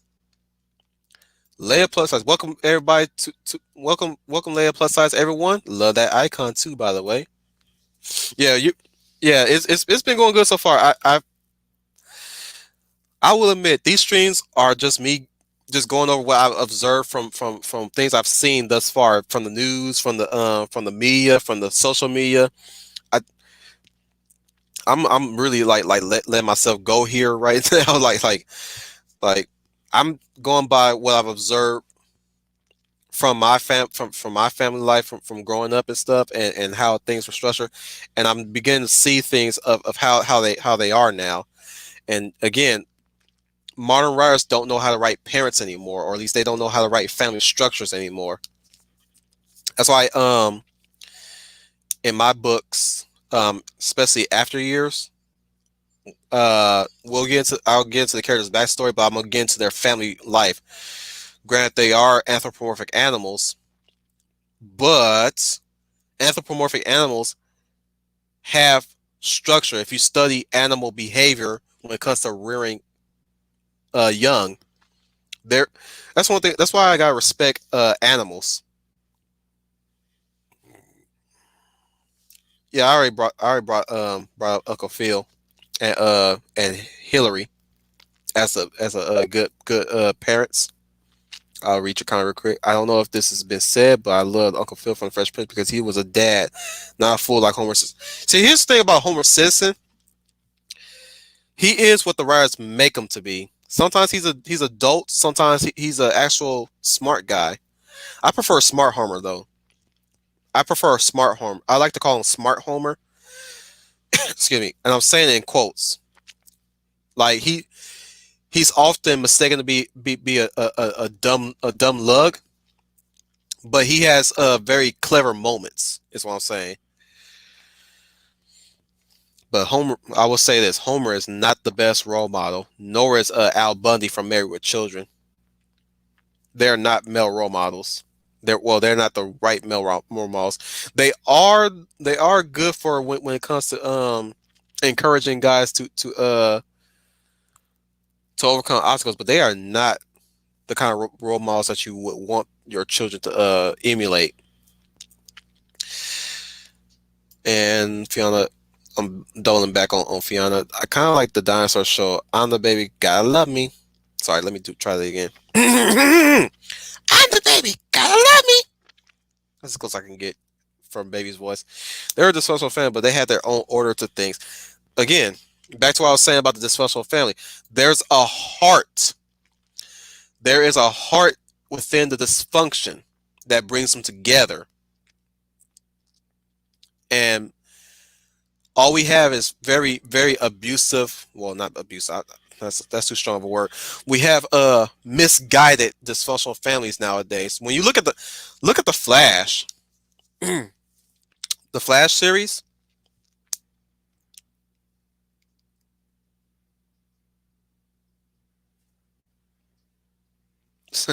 I'm sorry, I got distracted by Eloise's comment there. I'm like kind of confused. I need some more context, Eloise. I need some context. But where I was going with that dysfunctional. All we see now in modern media is dysfunctional families. Here's the thing: there's never no serious issues resolved in each episode of these modern issues, or at least if they get resolved real quick. But they also go back to them real quick too. I remember watching Black Lightning from the CW. The Jefferson family is so mishandled in that show, especially in the first season.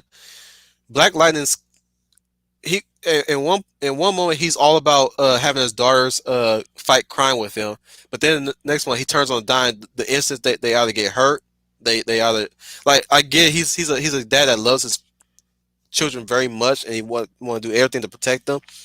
But they have powers now. They can protect us. Like all you gotta do is keep training them. It's like he's a he's juggling the idea of having them on patrols or keeping them safe so he can keep protecting them. He knows that he died. He almost died a few times before they even got their powers. And there was a moment where he went to jail too in the second season, I believe. And he knows that his children can defend themselves. He's supposed to be able to. That's him as the role as a father should be teaching them how to protect themselves, so to speak.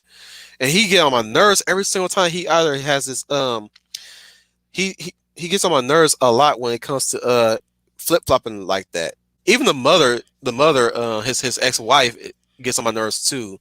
That's a bad example for a family dynamic. If I say so myself, I stopped at season 2 in Black Lightning. There's a season 3 on Netflix right now. I'm not anxious to watch it. I'm way more worried now more than ever at how woke it. I'm make no mistake. Black Lightning is a very very woke show, but so far it wasn't like too blanted, so to speak. But I'm afraid that it's going to get more blanted now, or it got more blanted now in the latest season. So I'm a little worried about Black Lightning. I'm not in the rush to watch that. I'm ready to watch some other good media. Like as of right now, I'm gonna watch Blood of Zeus probably tonight or tomorrow.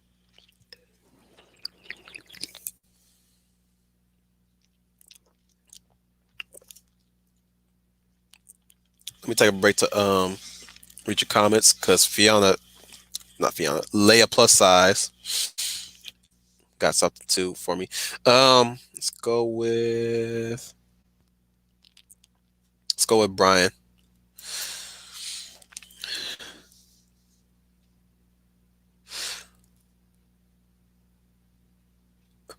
Okay, I'm gonna try my best Uncle Phil impression right now, guys. I'm gonna try my best Uncle Phil impression. I'm gonna have this place tied up in so much legislation that your grandchildren are gonna need lawyers. I try, guys. That's his best. I could do a shredder voice. I could do a shredder voice later on, and I could do a Splinter voice from old classic Ninja Turtles and an Uncle. Oh, we need to talk about Uncle Iroh soon. I'm gonna talk about Uncle Iroh. I still need to know some context about that one. Let's get to Leia plus size comment again. So Brian Gilmartin, yes, I like that he played his role as the dad and role model that Will needed. Yeah, especially that one episode where his real dad came and was built Will's hope so high that him trying to take his dad take he's gonna be with his dad now so he can actually get some connection with his father. But the thing is he's gonna walk out on him again, and Phil told him to leave. And like Will comes out, and you know that scene, Leia. You know that scene gets me teary eyed every time, especially when Uncle Phil embraces him and holds him. Oh my goodness, that was a master class chef kiss acting right there. Yeah, definitely that. Yeah, one of the problems is SJWs hate motherhood and hate fathers to a point. Sons, yeah, they always seem to hate the sons. They always seem to hate the sons too. The sons didn't do it. What the sons do to Yao? What did they ever do to Yao?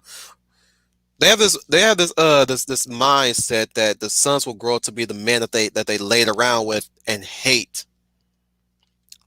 They're getting revenge on the deadbeat dads onto their sons. It's all about revenge when it comes to SJWs and woke leftists and stuff like that. It's all about revenge. It's never about power. It was never about power. It was never about freedom. It's never about rights. It's always about revenge.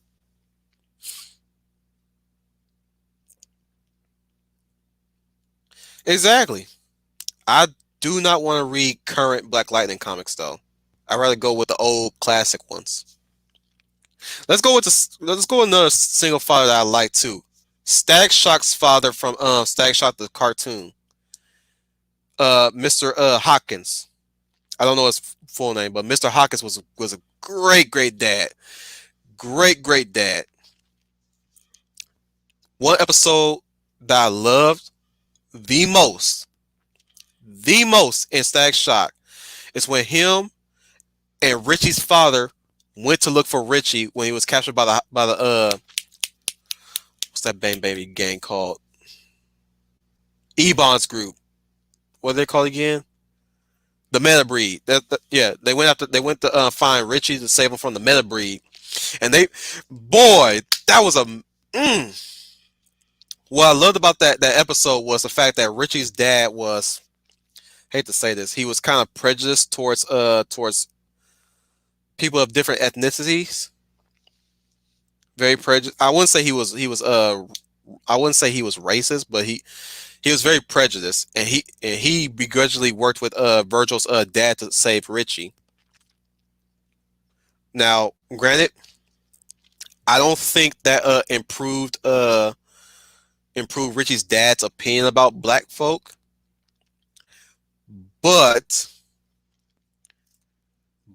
they did work well enough together to save Richie in the end. And I'm guessing, well, I would say it did improve his opinion about black folk. Actually, yeah, I think he did improve once he allowed Richie to hang out with Virgil again, or at least I don't think he ever forbade Richie to hang out with Virgil because Richie was still allowed to hang out with Virgil. He just couldn't. The thing is that Virgil felt very uncomfortable. Oh, this is a different topic. Let me move on. I did like those dads though. I did like those dads when they worked together, despite their differences, despite what Richie's opinion about black people were. Richie's dad, I'm sorry, Richie's dad's opinion about black people were. That was a powerful moment where dads worked together to save one of their sons. And you had this funny line from Mr. Hawkins too, where Stack meets up with him. And he's like I'm sure he'd say he'd be okay. You guys are cool. And he and Virgil's dad asked him, "Where's your parents?" he was he's like, "Well, you know what? I gotta go." He just book out of there. I also like Miles Morales' dad from Spider-Man Into the Spider-Verse. His dad. Uh, that was that's a good movie. Y'all should check that one out. He's a well written father. Uh, Mr. Morales, or I don't know what his last name is. Let's get into your comments real quick, guys. Uh, well, I'm thinking of fathers. Soon Jian from Dynasty Warriors. You will have to, if you have me follow, if you're following me on Twitter, you should link me through the DMs, or you can link me through Facebook because I don't know all the Dynasty Warriors characters that by heart. Visually, I probably would know, but like at the top of my head, only people I know is Sao Sao, um, sh- I'm gonna try to pronounce his name, but I'm probably gonna butcher it. Shushi Adon, I think his name was the guy who was a scimitar. Pretty sure you're gonna put that in the comments. So I can read it properly.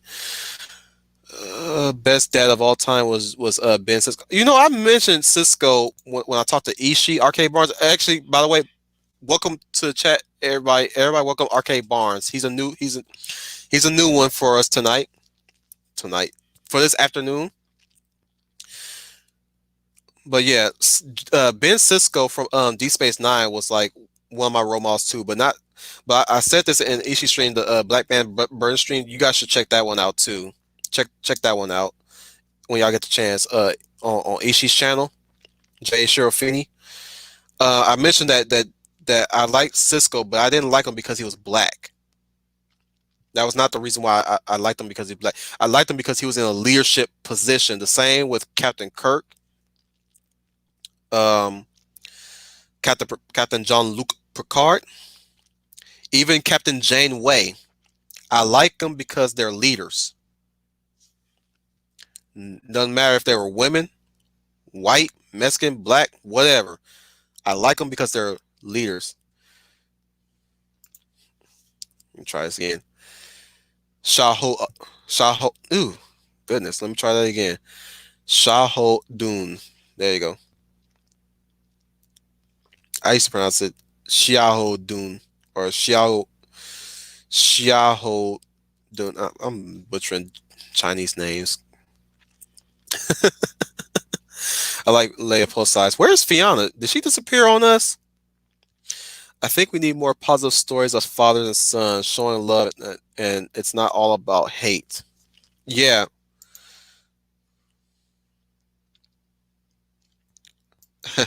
Arcade Bars. Are you talking about Richie's father from Static Shock?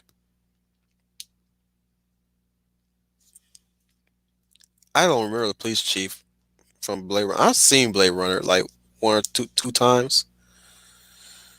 Eloise Duado. Let's read yours. Brian Edward Hill writes Batman and the Outsiders. Black Lightning is featured there. Is he a good writer? Please say so. Please say it so. Uh, so we're gonna let's get into single mothers. And well, here's the thing. Here's the okay. Okay, Fiona's left us. She's just concentrating. All right, I'll leave you to that then, Fiona. I'll leave you to that. So let's get into single mothers and single fathers a bit more. Let's deep dive into it. There's a lot of positive single fathers. Cisco being one of them. There's also Worf from Next Generation with Alexander. There's also say dare I say it, Goliath from Gargoyles with Angela. Even though his mate is still around, but well, we know how the demons operate. Anyways, heck, there was actually an episode where they were basically in a custody battle, literally. And I think it was either in, yeah, it was. I believe it was in Goliath Chronicles when that happened. If you watch the episode where they where they had to fight Thalog again and his mutant, not mutant, his clone clan, and what Damon was doing, it plays out like a custody battle between her and Goliath. She's got the new hot boyfriend, and she wants her daughter, and she's willing to fight tooth and nail to get her daughter. And she's an abusive mother. That's sad. Check out that episode. I forgot the name of it too. I would argue that she would be like more of a mother to Angela, Fiona. Elisa Maza. I think I would dare I say I would like to say in some ways she was a surrogate mother to Angela because she like the gargoyles, she basically bringing her human know-how, or rather nope, I take that back. I take it back. Excuse me. I take it back. It was Queen uh she's princess but she's a queen. The queen that they used to protect back in Castle why am I blanking on the names? I'm a Gargoyles fan too, and I got the DVDs. Castle Wyvern, I cannot talk. The deposed queen of Castle Wyvern was actually the surrogate mother to Angela. I'm sorry. Yeah, you're right. You're right, Fiona. Lisa is the big sister to Angela. So let me take that back. It was Queen. What was her name? Queen Catherine. Yeah. No, I like to call her Queen. She was called a princess in there, but I like to call her Queen because there's no way she could be she still be a princess, and if she's ruling the castle. I didn't see her father. I didn't see her father. No, you're right. It was Princess Catherine. I think it was Catherine. She had a Scottish name. I know that, and I think Catherine was it.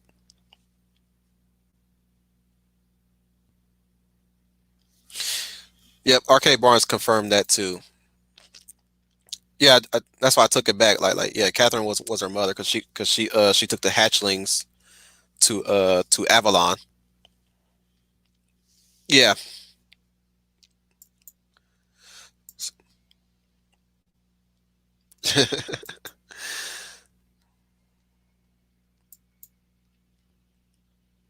Yeah, that is right. That is right. That is right.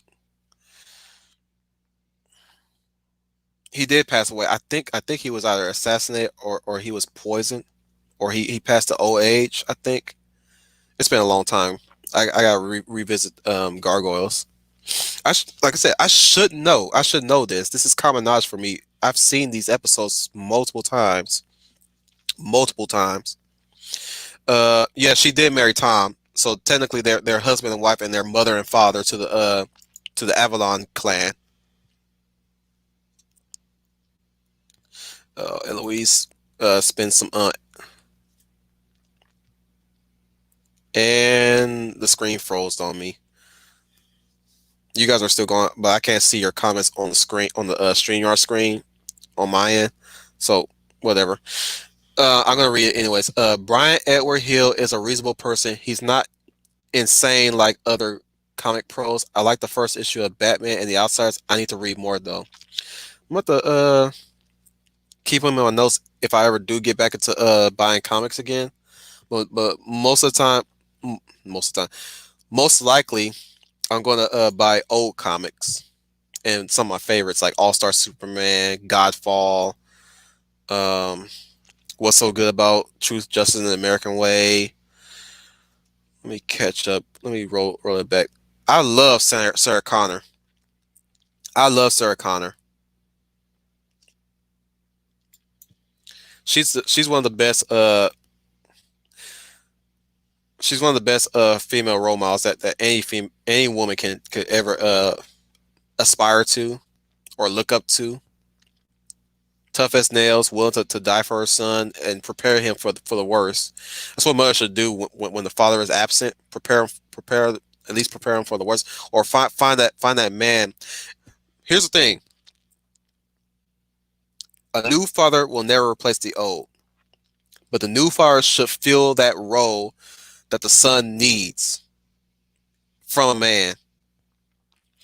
And that's the problem where women mess up at too when it comes to introducing a new father to the son, especially a good father that's willing to take to uh to uh to introduce a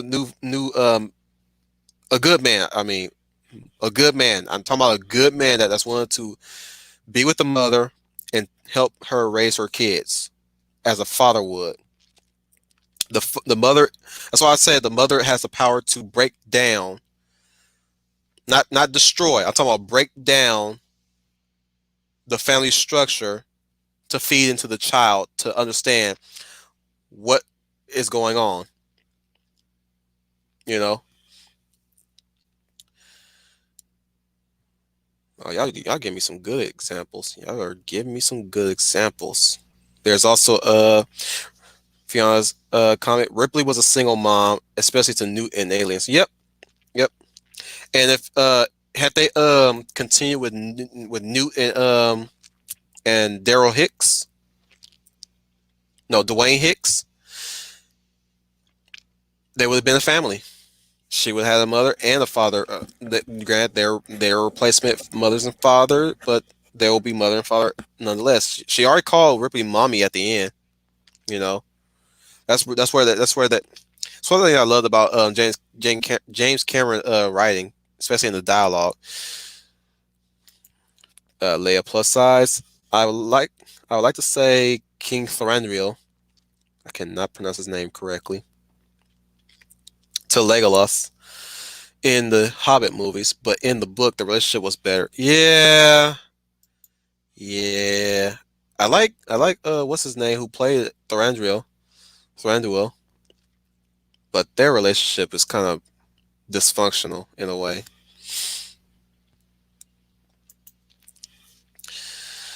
Brian Gil Martin, kind of think of it. Terra from Final Fantasy VI became a surrogate mother to a group of orphans in the world of ruin. Yep, that did happen.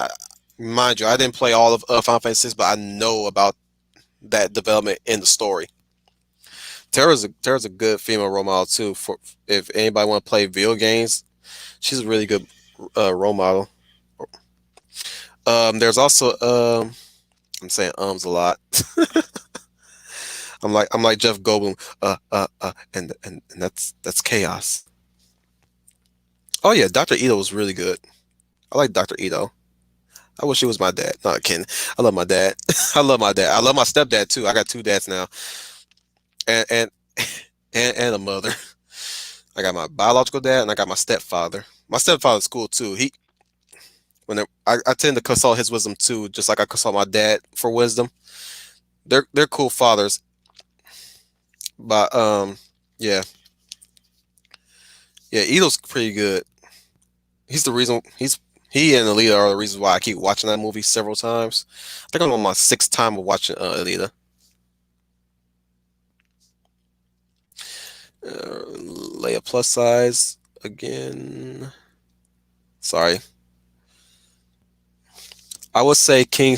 Nope, nope, wrong one, wrong one. Read. This thing is messing up. Okay. You're right about Legolas and his dad. The movies did not get them right. One of the reasons why I did not like the Hollywood movies. It's the reason why I don't even own them on Blu-ray. I'm willing to own the complete Lord of the Rings trilogy on Blu-ray. The only thing I have is the extended version of Two Towers as far as Lord of the Rings material, but I will not get The Hobbit. As many times I watched the Desolation of Smaug, and as many times I watched Unexpected Beginning, I would not own those compared to the originals. It's like owning the prequels trilogy over the original trilogy in a way. Arcade Barnes. Batman was a good dad too in Young Justice. Even helped Superman acknowledge Superboy. Did he really though? Did he really? That's the thing about Young Justice. I barely remember smaller details like that in that show, but I do remember Superman. Yeah, you're right. He did help. Yeah, you're right. You're right. He did help Superman get over the whole fact that Connor Kent was cloned, and he did call him Superboy. Or at least he gave him the moniker Connor Kent. That's how he acknowledged him. I like that too. I did like that moment between Superboy and Superman. I like that. Um, there's also Icon and Rocket. If same deal in Young Justice. There's Rocket and Icon. He's like a father figure to her too, in a way. And she's a single mom in the comics. All right, guys. Say goodbye to Eloise. Thank you for being here, guys. Thank you for being here.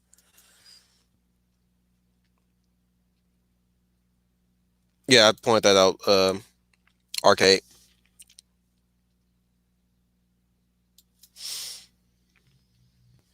There's also Zatara and Zatanya in Young. Man, I think. Man, I think somebody had some really good father figures in their lives because there was a lot of father figures in well, actually, since they were all psychics, technically all the superheroes were father figures to these quote unquote sidekicks. Batman to Robin, Green Arrow to Speedy, aka Arsenal, Red Arrow, and Red Arrow, not just Speedy, but also Red Arrow. Aquaman to his two Aqualads, Garth and Calderon. Uh, Icon to Rocket, and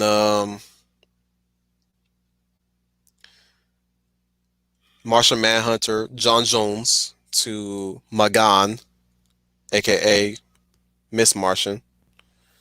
Then there was also hmm, there's nobody for Wonder Woman, but you can almost say that. You know what? Here's how I see the Justice League and Young Justice. I would say that the male superheroes were like fathers. Um, Batman's like the Batman was like the grumpy uncle that mentor them on the side. Uh, John Jones and Icon were the wise grandpas, and and um, Black Canary was like that one grandma that you can run to talk to when you're when you feel like you can say she was a chief psychiatrist. She was the chief psychiatrist of the Young Justice base. But I like to see her as the grandma that you go to when you can't really say anything. When you feel like you want to share something that you don't want to share to your parents yet, that you're not ready for, but you know grandma won't tell you. I'm sorry, grandma won't tell them. It'll be between you and grandma.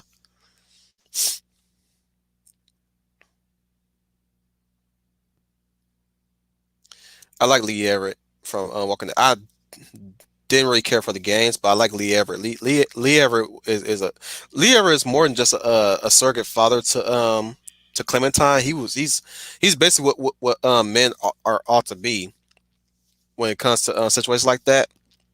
When you get into situations like that, especially when a child is abandoned by parents, or at least like murdered, and the child's the only one that survived. Like I would say Leon, the professional, will also be a good male role model, and a good father figure too.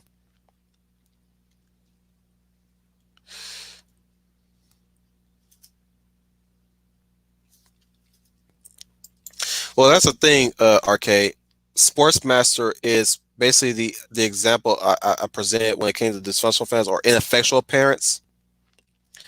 They have their careers to look to, and they don't. They tend to oftentimes they use that as an excuse to what's that word, to shirk responsibility towards their child, and that's why the children become resentful and become the way they are. Because sometimes it's usually especially when you get down to these SJWs, they're just lashing out at mommy and daddy most of the time. Majority of the time is either them lashing out because mommy and daddy didn't give them enough attention, um, and they, you know, again, I harken back. I keep repeating it. Family structure needs the nuclear family needs to be maintained, because you they set the boundaries for what a purpose is for the child when they grow older. That's what the family structure does in the nuclear family, and somehow they're trying to erode that and wipe it from existence completely. But again, that's never going to happen. Never going to happen, because there are so many of us that believe in that structure.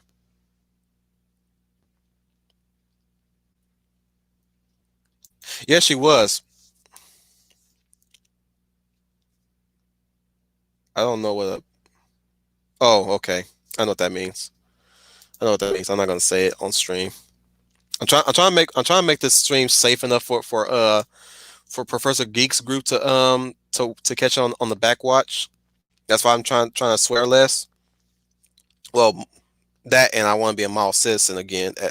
Of course, I'm trying to swear less in life. I mean, you get me anywhere else, I'll swear like a sailor. But like when it comes to presenting myself in a more decent manner, I try to swear less.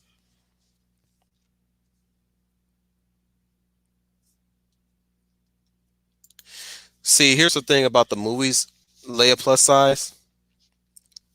Um, I don't think Patty Jenkins did a good job with the relationship between Diana and her mother. I like to liken Hippolyta in the movie version of Wonder Woman as a helicopter parent. And here's the thing, I like Wonder Woman the movie, but I did not like how Patty wrote Diana per se to be this weapon against the gods. I also didn't like her relationship with her and Hippolyta. Now, she Hippolyta. Here's the thing: Hippolyta in the comics and the cartoon Justice League, she's in the over. She's an over. Yeah, she's an. Yeah, I cannot talk. She is an overprotective mother in the show and in the comics. In Wonder Woman the movie, she's a helicopter parent. She prevents her daughter from doing anything because she doesn't want her daughter to get hurt. Whereas, if I recall, Hippolyta wanted Diana not to go to the world of man is because that was her child. That was her first child, her only child. You know what I'm saying? But here's the thing about Hippolyta. She never kept Diana from interacting with the Amazons, or participating in the, well, I'm sorry. Diana had to hide her identity to participate in the games to be to wear the mantle of Wonder Woman, but she didn't prevent her from learning combat practicing in combat. Like in in the movie, the auntie had to talk Hippolyta into training her, not Hippolyta coming to that conclusion herself on her own. Like her sister had to say let her train. You know, Hippolyta didn't do that by herself. So I didn't like the dynamic between her and Diana. I don't think Patty Jenkins handled it better in the first movie. I'm pretty sure she's gonna handle it better in the second movie, but I don't have high hopes in that one. I don't have high hopes in that one. Not really. Brian Gil Martin. Let's read your comment real quick. I remember Claire Redfield's relationship with Sherry Birkin being like mother and daughter in Resident Evil 2, especially since Sherry's real mother was woefully neglectful of her. It's worse in the remake. It's way worse in the remake when it comes to Annette Birkin and Sherry. What you're describing of Annette is amplified in remake. I do not like a just like how I don't like remake Jill Valentine. I do not like remake Annette Birkin. Cause at least in original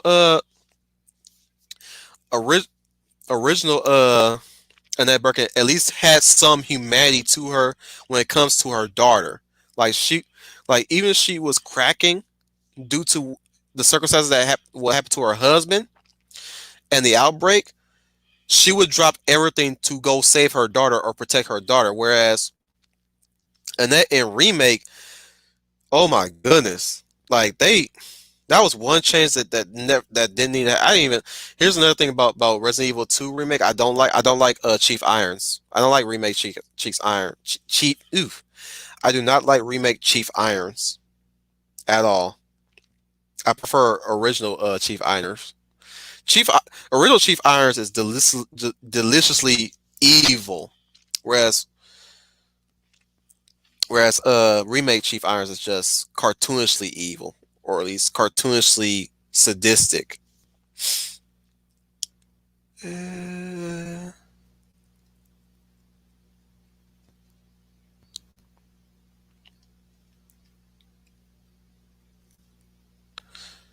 I agree wholeheartedly on your comments, Arcade Barnes, about Hippolyta. Yeah, I always prefer I prefer DCAU Hippolyta and comic book Hippolyta to movie Hippolyta. I like the actress that plays her, but I do not like how she's written in the movie. Like even if I did enjoy Wonder Woman, that was the one thing that almost kind of made me drop off the movie was the way how hip, because that was the biggest thing that I was worried about going into that movie. I was like, is they gonna do Hippolyta right? And they didn't. They didn't do Hippolyta right. Okay, she just mostly agreed. Who's another good single father? Who's another good single father? We talked about Splinter. We talked about Uncle Phil, Mr. Hawkins, and Cisco. Cisco, man, love Cisco and Worf. Worf is a good father to Alexander in his own Klingon way. I think he didn't he marry somebody that doesn't Alexander have a stepmother now later on in Trek. I believe he does. Um, they were kind of going for that with Picard and Wesley. Shut up, Wesley. But yeah, Trek Next Gen has some issues in some places. I think I'm still in the first season of Next Gen, and it's a slog to get through. It's a really big slog to get into the meaty stuff with Next Gen, the first season. You gotta give me some context, Barnes. Who's that? How's welcome to the chat. Welcome everybody. Damien X. That is not that. No, that is not up for debate. They are the best father figures. They are the best. Donald Duck and Scrooge McDuck are the best father figures for Huey, Louie, and Dewey. That is not up for debate at all. That shouldn't even be a debate. That should not even be argued. They are the best uncles for those little guys. Speaking of DuckTales, Drake Duquesne, Darkwing Duck, and Goslin, stepfather and adopted daughter. I did not know they were stepfather and daughter. I thought they were really blood relatives. I did not. I learned that through this one YouTuber called the Omniviewer. I did not know that he was a stepdad or adoptive father. Actually, I did not know that. I was shocked. I was like, wow, their bond is so good. You would not have known that. You would not have known that they were stepfather and daughter. But yeah, Darkwing is a brilliant. He's a dad. And Goofy and Max. My favorite interaction of Goofy and Max is always a Goofy movie. And I love that line he gives to Max when they had that argument on the car when they're rolling down the river. You're my only son, Max. No matter how big you get, you'll always be my son. I get teary eyed every time he says that. Especially when Max throws that line. He's like I'm not your little boy anymore, Dad. I've grown up. I got my own life now. I know that. I just want to be a part of it. Sorry, Drake Mallard, not Drake Duquesne. Drake Mallard.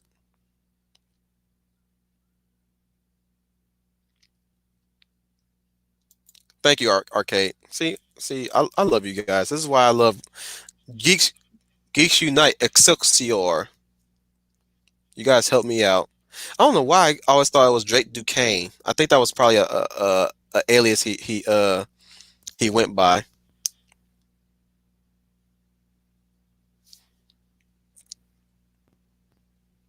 I was going to bring Rick up, but now that's debatable.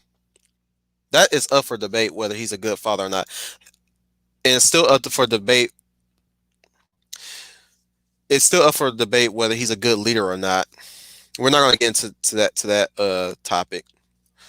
I'm gonna say that for what makes a good leader. How would you guys like that? What makes a good leader, or at least who are the best leaders in fiction for next week? I'll say that for another time for that type of topic. We can have fun with that. Uh, Arcade Barnes with more Darkwing trivia. Goslin was adopted by Drake. Her grandfather was some scientist who passed away before the series. And comic series, he's good dad and good leader. TV show, yeah, yeah, I agree with Rick Grimes in the comics. He's a better leader in the comics than he is in the show. Who else?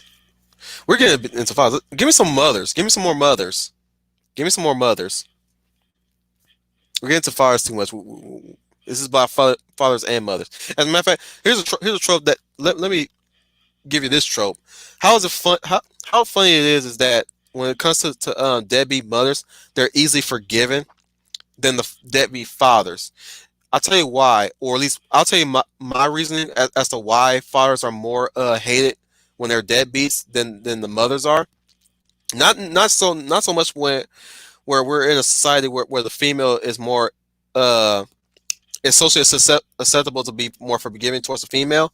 It's more that we hold men to a higher standard, which is why deadbeat fathers are more hated in fiction and even in real life than the mothers, because we as men are held to higher standards, and it's not because of the unrealistic standards that the society has placed upon men nowadays, or this boneheaded idea that the social justice warriors put onto us. It's because no matter what, guys, social justice or not, we as men are held to high regards always. It's imperative for us to live up to standards that we. That's why it's always a so that's why we had this thing called "I'm a man of my word," or honorable men and stuff like that. Stuff like that. Like men. That's why we need to That's why people are trying their best to usher in a new era where men are appreciated now. That's why men have more suicide rates because we're not appreciated enough. And now society has way more pressure on us now more than ever. But that's not to say I wish that the standards should be lowered on us. No, no, standards should not be lowered on us. We should always be held to a high regard. Always. Same thing with women. It goes both ways, ladies too. It goes both ways. Because back then we Leia, if Leia, Fiona, I know you guys know women were held to a high regard too, way back when too. You know, act big, act act more like a lady. Act your age and stuff like that. Now it seems like women don't want no standards for themselves. I mean, but they want to hold standards on men. But again, I'm saying this: men have to always have standards, or at least held to a higher standard. That's the challenge. You remove the challenge from us, and we go down. We go down. We lose purpose. You know what I'm saying?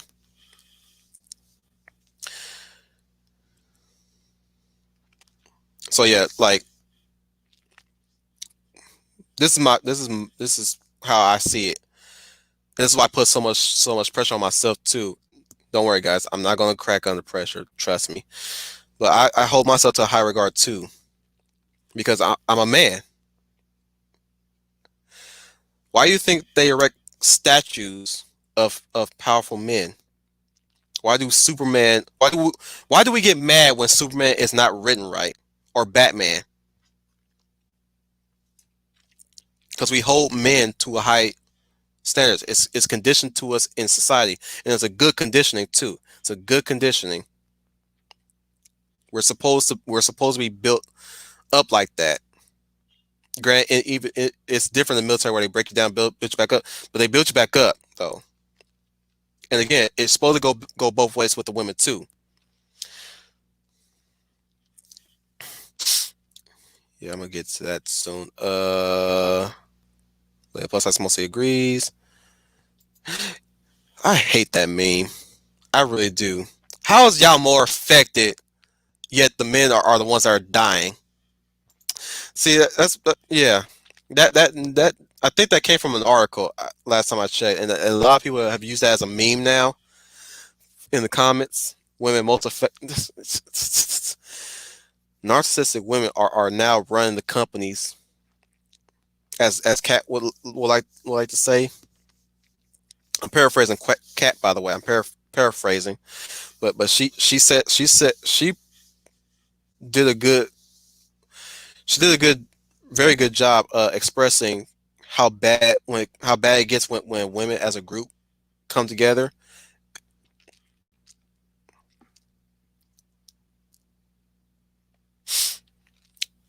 Sorry, I paused a bit. Let me read y'all comments real fast.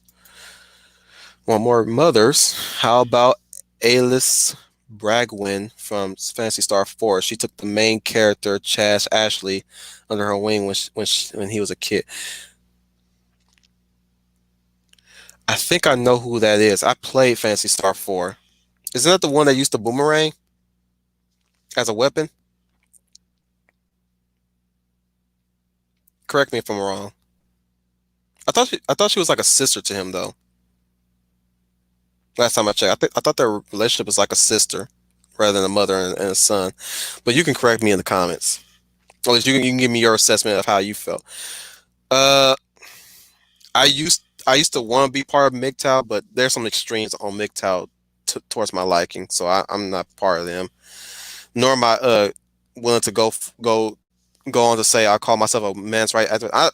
That's the thing about me when it comes to activism. I tend to pull back to assess how well the activism goes before the true color starts showing up. That's why firmly against I'm firmly against BLM. Never was since their foundation. Never was part of them since their foundation. And I might make a stream about why I would never join them. Even now more than ever, I'm not about to join them now since they want to break down the black family of all things, the black family. If I was running BLM, I'm like let the white folk run their family to the ground. We're gonna keep our families strong and stable. But it's a whole nother topic. It's a whole nother topic. No, I'm not trying to make this a black thing. I'm trying to make this about mothers and fathers. Parenthood. Um, Everyone should be held to high standards, bar none. Too many times I see. Yep, yep.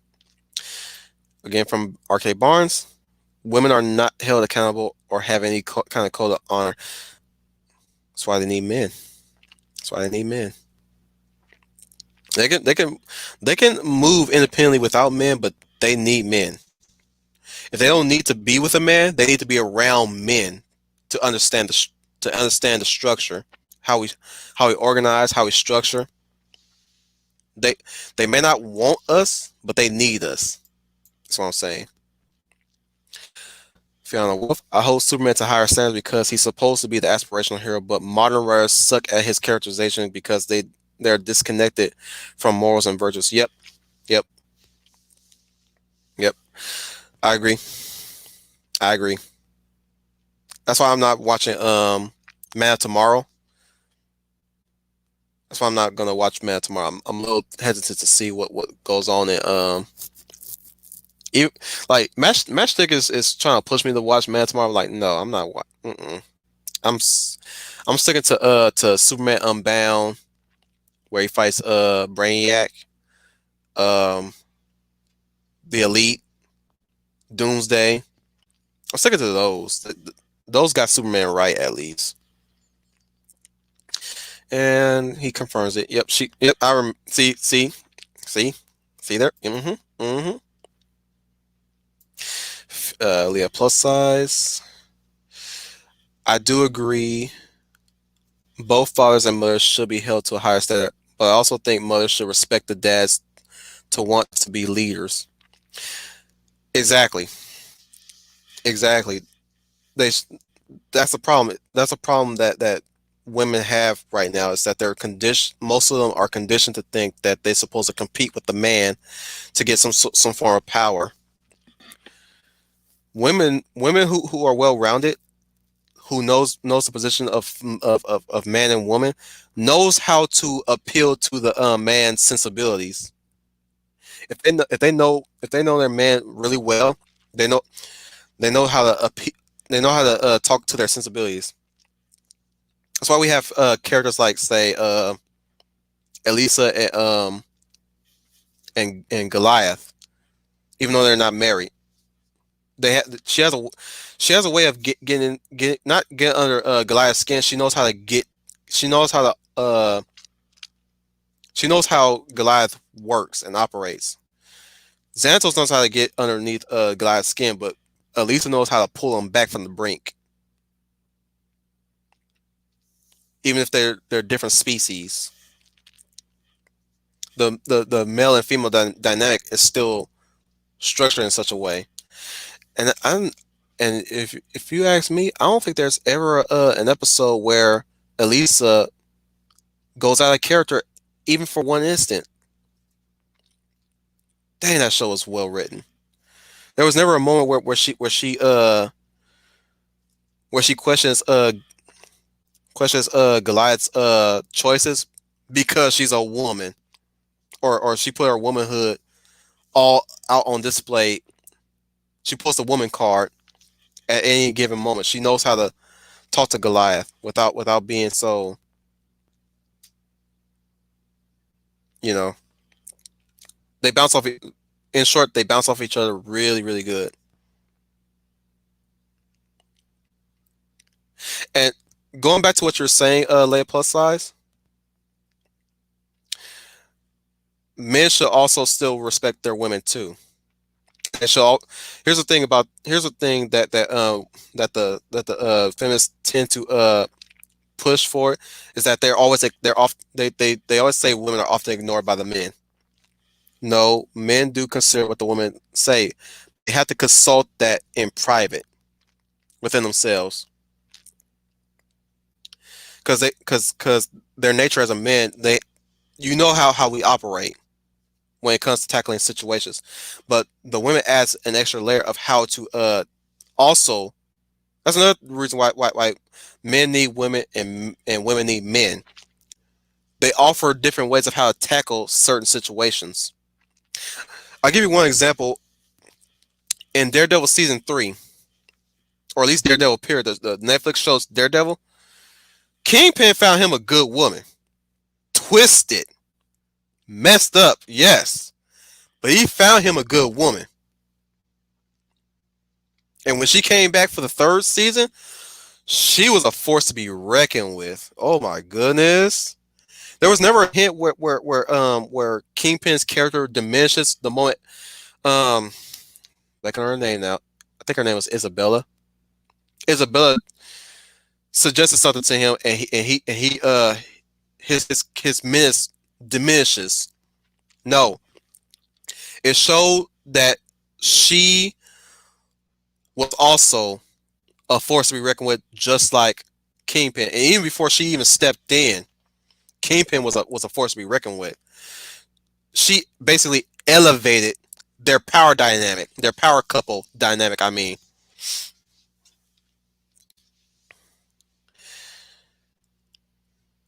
uh,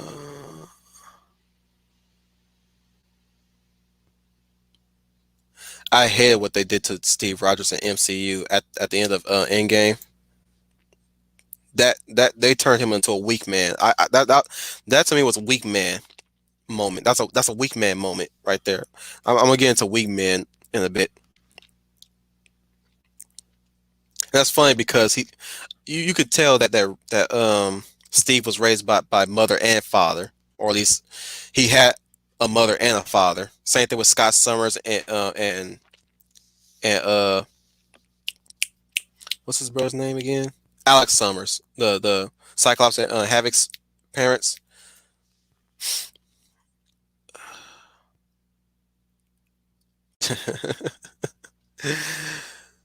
You got that right, Fiona. You got that right. Okay, Arcade Bonds. This one comment I definitely have to read. They don't need men for that. They need to have a personal code of conduct that isn't that of a professional gangster. Keep their word. Be honest. They need good parents. That is true. That's what I'm saying. They need the family structure. They need the nuclear family more now more than ever.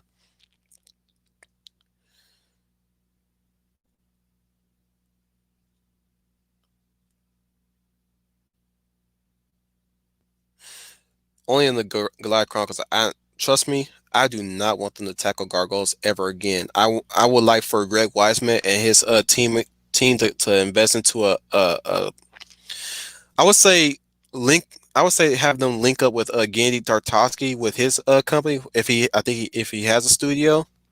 Link up with them so they can continue Gargoyles the way how they want it. So that no oh, Vanessa, sorry, Vanessa, not Isabella, Vanessa. Thank you. I'm hungry, guys. I can't think. I'm soldiering on an empty stomach, guys. I'm soldiering on. Y'all gotta give me credit on that one at least. Give me some credit there. I'm soldiering on. We're on 2 hours and I'm hungry. Vanessa, yes, Vanessa's a force to be reckoned with. But let's lay a plus size comment. After Endgame, I am leaving them behind. I always held Steve Rogers to a high standard for the same reason as Superman, but the Marvel writers did the same thing. Here's the thing: I had high trust in the Russo brothers to keep them consistent. After Winter Soldier, after they pretty much showed the potential what they can do with Captain America when it came to Winter Soldier, I would say he is sort of a father figure. But yeah. Well, here's the thing. I'm gonna bring him up on the leader stream as a matter of fact, you know what, guys? Since I'm talking about leaders, that's gonna be a Thursday stream. I know I was gonna talk about why same sex couples are most often desired for in media nowadays, now more than ever. But let me postpone that for next week. Let's go with leadership in on Thursday. That's gonna be the next topic. leadership on Thursday, guys. So, like I said, Tuesday will always be the defining day to pick a topic, and the second topic will be covered on Thursday, but that can also still be overturned. That's how I structure these Wolf Commander rambles.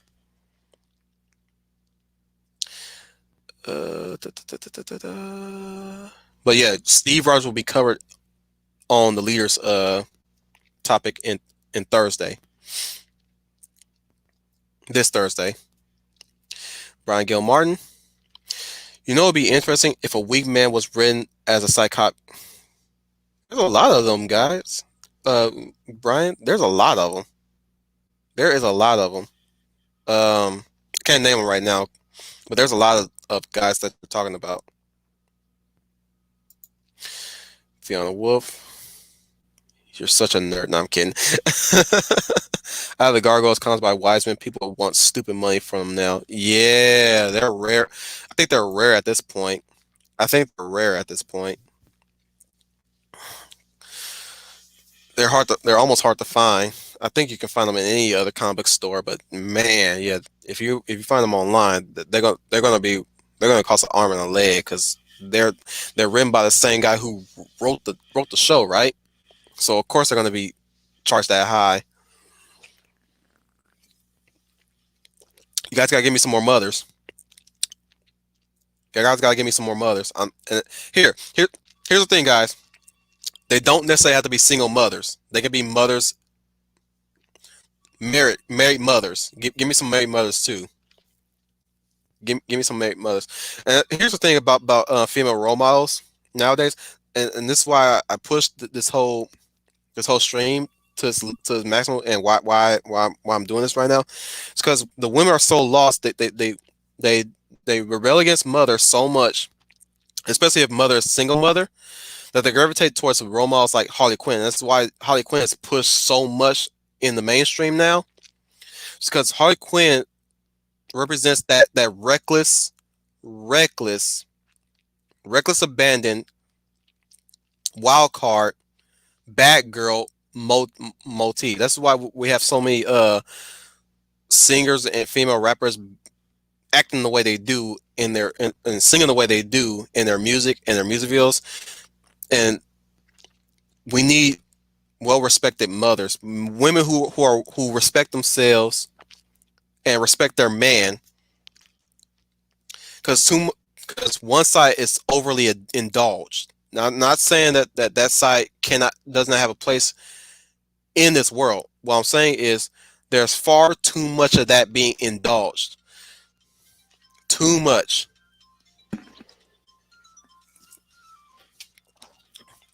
Especially the wild party girl type. It's overly indulged now. Too overly indulged. That's why and the reason why they're doing that is because they're still trying to fight this whole war on sexism. That's why they keep doing it. That's their mission. They're still trying to keep a fight going. That's basically every activist's dream is to keep a fight going. They don't ever consider the victory or any victory. They shout victory, but it's like our fight is still continuing. We have a victory today, but like you guys have never fought in a war before. Yeah, my streams can go on as long as I can talk and as long as you guys are willing to sit around and listen. But the nature of my stream, Eloise, welcome back, Eloise, everyone. Um, the reason for my streams is also is secondary here is to kill time for you guys so I can go into the meaty streams, like Professor Geek, uh, uh, Ishii, Troy, Fan Man, Netter, Mappacelli. I call her Mappacelli. Um, Sound Engraver. Oh, hey there, Sound Engraver. You know, though I don't stream on Mondays, of course.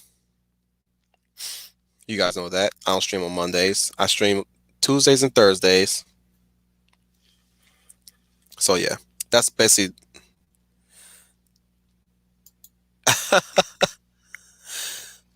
I don't know what the context is. That you gotta be more. You gotta give me some context there, Fiona.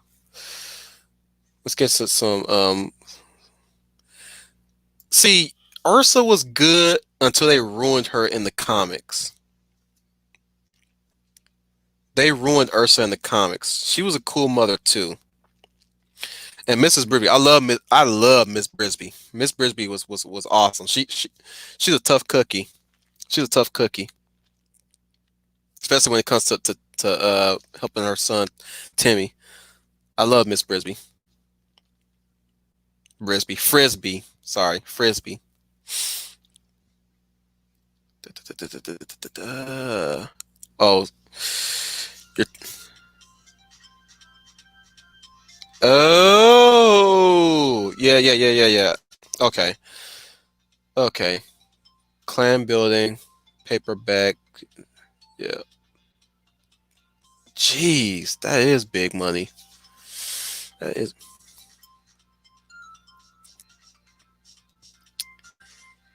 See, with Sue Richards, over the years, she's gotten worse.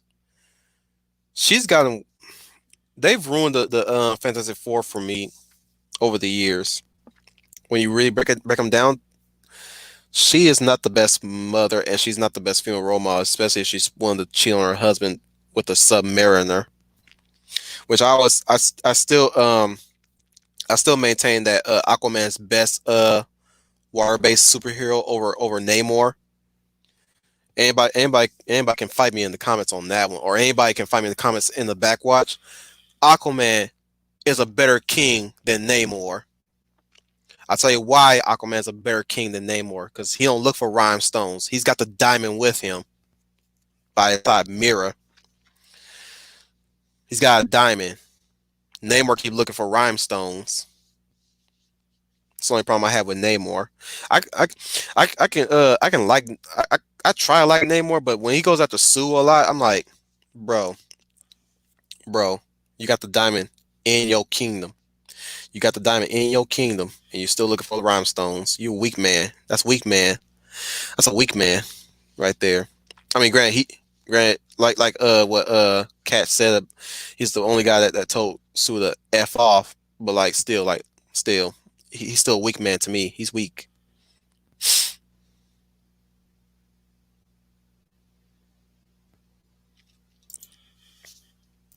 I I beg to differ, buddy. I beg to differ.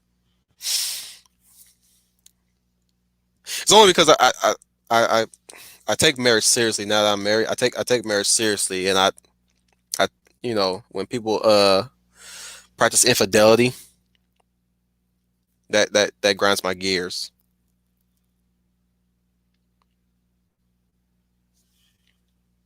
That is true, Damien. That is true. But yeah, Aquaman over Namor any day. If you guys had to, if you guys had to tie me up and threaten to, I hate to be very crude. If you had to electrocute my testicles, I would still say I will still say Aquaman over Namor.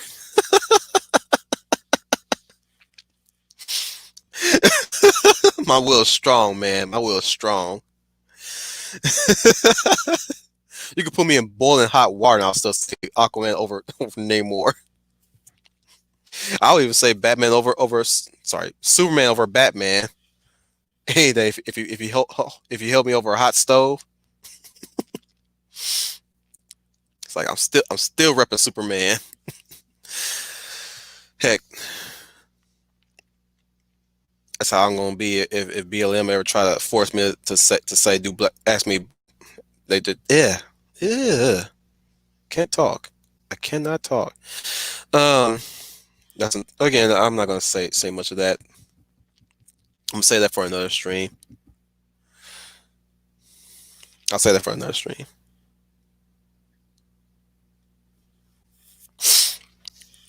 That's not to say I don't. That's not to say I don't hate Batman. I like his moral code. It is no kill code and no guns code. I just prefer Superman because I was a Superman fan before I was a Batman fan. My mom had the Daedric animation Superman films. I was happy when Superman became a father and they took away his son, Jonathan Kent. What? Why? Let me read.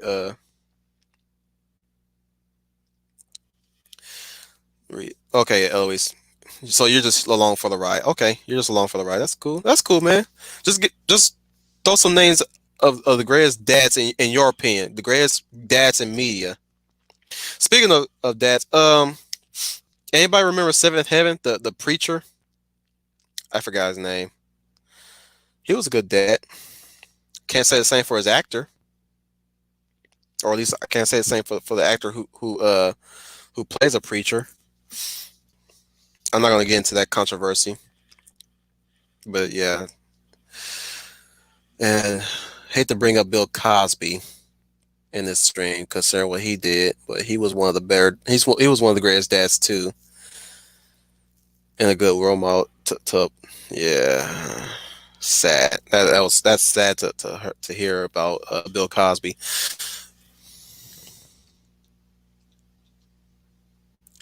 Giles do count, even though Buffy has a mother. Giles do count. He's a mentor, but he does. And dare I say, Obi-Wan to Anakin Skywalker is a good father to Anakin Skywalker. He tries to be. He tries.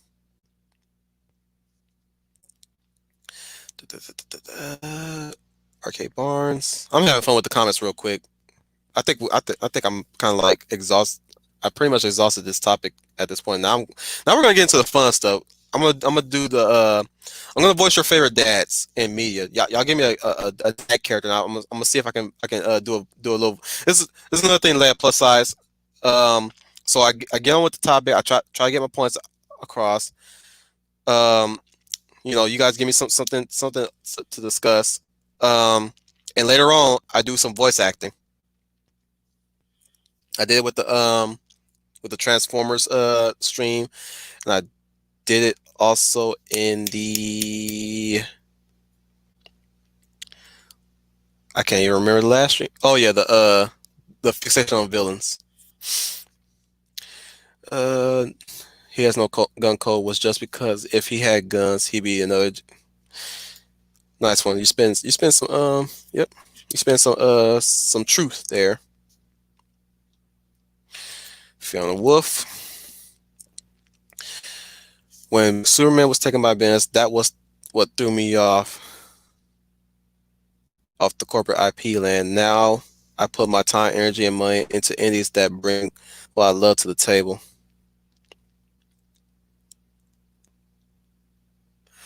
Dia, sorry, yeah, Dia, father of Might Guy from Naruto. I don't know him. I haven't been that. I haven't been that. Uh, I stopped mid. I think I stopped in the very beginning of Shippuden. Uh, I like the opening season of Once Upon a Time. Charming and Snow are my favorites. They were parents constrained by magic and malicious forces, but the early seasons played on hope and family as well. I don't know what that was. That oh, wait. Oh, that show. Once Upon a Time. Yeah. Okay. Yeah. Let me go. Charming. Yeah, they were really good parents. They were really good parents in the first season, but then it got worse. I stopped at the third season of Once Upon a Time because that show got that's it started getting confusing after a while, and some of the characters are acting too weird for my taste. I was going to suggest Doctor from Brian Gilmartin. I was going to suggest Doctor Light to Mega Man, who treats the letter more as a son than a creation. Yeah, yeah, and for some reason, throughout the history of Mega Man, still is alive well enough to give him some new power ups. He's basic. I always call him Santa Light because he's always giving them presents in every iteration of Mega Man, or at least in the case of Mega Man X, he's always giving them Christmas presents.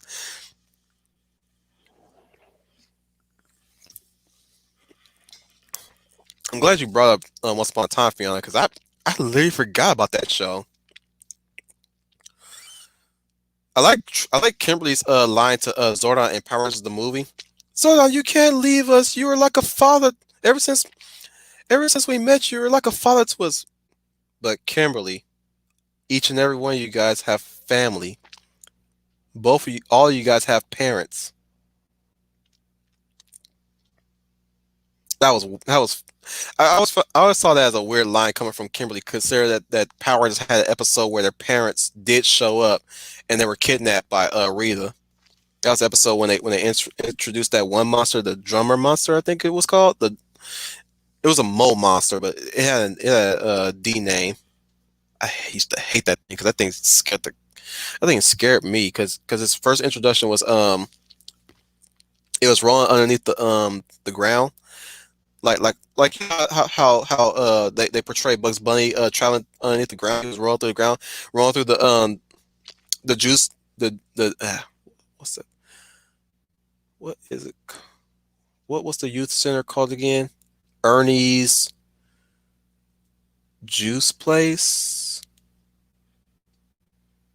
Drum Mole, yeah, Drum Mole. I hated that. I hate his. I hated that thing because because whenever time he did that, when he go on the ground, he reminded me of Screamers. And Screamers scared the crap out of me when I was a kid. That's why I was always scared of Drum Mole when he was rolling through the ground like that. Yeah, it was. It was. Yeah, Juice Bar. I was gonna say Saloon, but that was the time travel episode where it was called Ernie's Juice Saloon. Yeah, it was called the Juice Bar.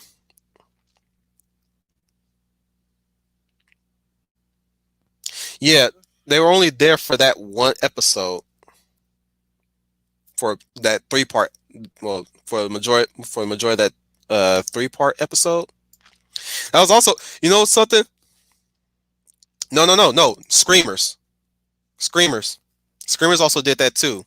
If you ever seen Screamers, the one with RoboCop, Peter Weller, it's these robots that drill underground and they attack you from underground. Like they had different versions, and every time, like whenever time that one would roll across the ground, that would signal that there was one nearby. You know what I'm saying? That's what scared the crap out of me because over time they started like as the movie progressed, they started looking scarier and scarier, and that's what was scaring me about Tremors was different. I like Tremors. Tremors didn't scare me. It was always Screamers because of what they can do. Yeah, not Tremors. Arcade bars, not Tremors. But going back to what you said about what Brian Gilmar was talking about, that was not only was that episode bringing back Tommy, that also introduced his theme song. Go Green Ranger, go Green Ranger, go. Yeah, that was the one episode that kind of like hinted his new theme song that whenever time he would get into action. Go Green Ranger, go Green Ranger, go Goldar's gonna get you. Speaking of powers, let's go. You know what? Uh, Ninja Storm had a somewhat good father figure. So the Lightspeed Rescue. Lightspeed Rescue had the mentors as the fathers. The Lightspeed Rescue mentor or the Zordon of that show was the father to the Pink Ranger. And that one, I think his name was Captain something, the commander. It's been so long since I've seen Lightspeed Rescue, but yeah, he had a son and he had a daughter, and he was a single father too. He was basically, I hate to say this for lack of a better term, he was the white Cisco in that regard. I hate to insult it because I respect that man so much. I like that character in Lightspeed Rescue, but I hate to call, but that's who he reminded me of. He reminded me of Cisco. It's like he was like a white Cisco to me. Then there was the Sensei and Ninja Storm, who was the father of Cam, the Green Ranger of that the Green Ranger of that show. He was the Ninja Samurai Ranger, which I mentioned in Sound Engraver's stream last night with the Power Ranger electric guitar. Excuse me. Um, there was also you can also say Rita and Zed, who became parents. No, that was Lost Galaxy when they had the Starship Troopers uniforms, the more infantry uniform. We mentioned that. Me and Owen mentioned that. Well, I mentioned that to Owen in our Starship Troopers rewatch. But no, another fun fact: Estrama's suit that she wore in Power Rangers in Space, that was that was worn by a lady who played Priest in the Spawn '90s movie.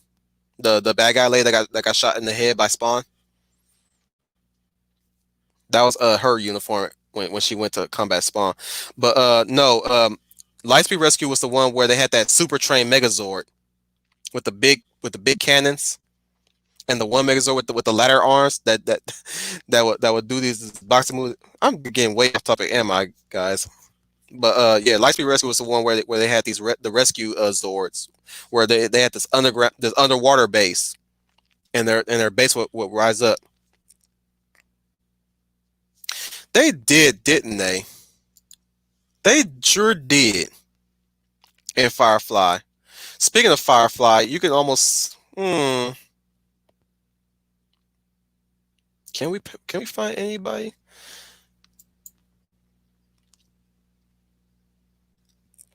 And he was the best. Everybody loved.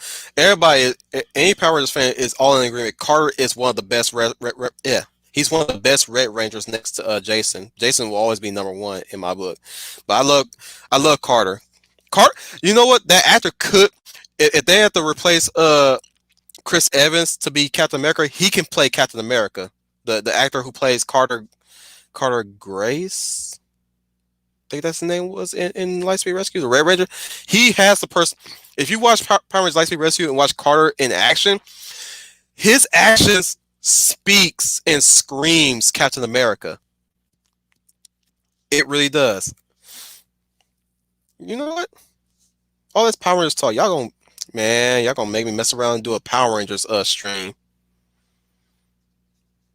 Y'all gonna man, I might do that next Tuesday.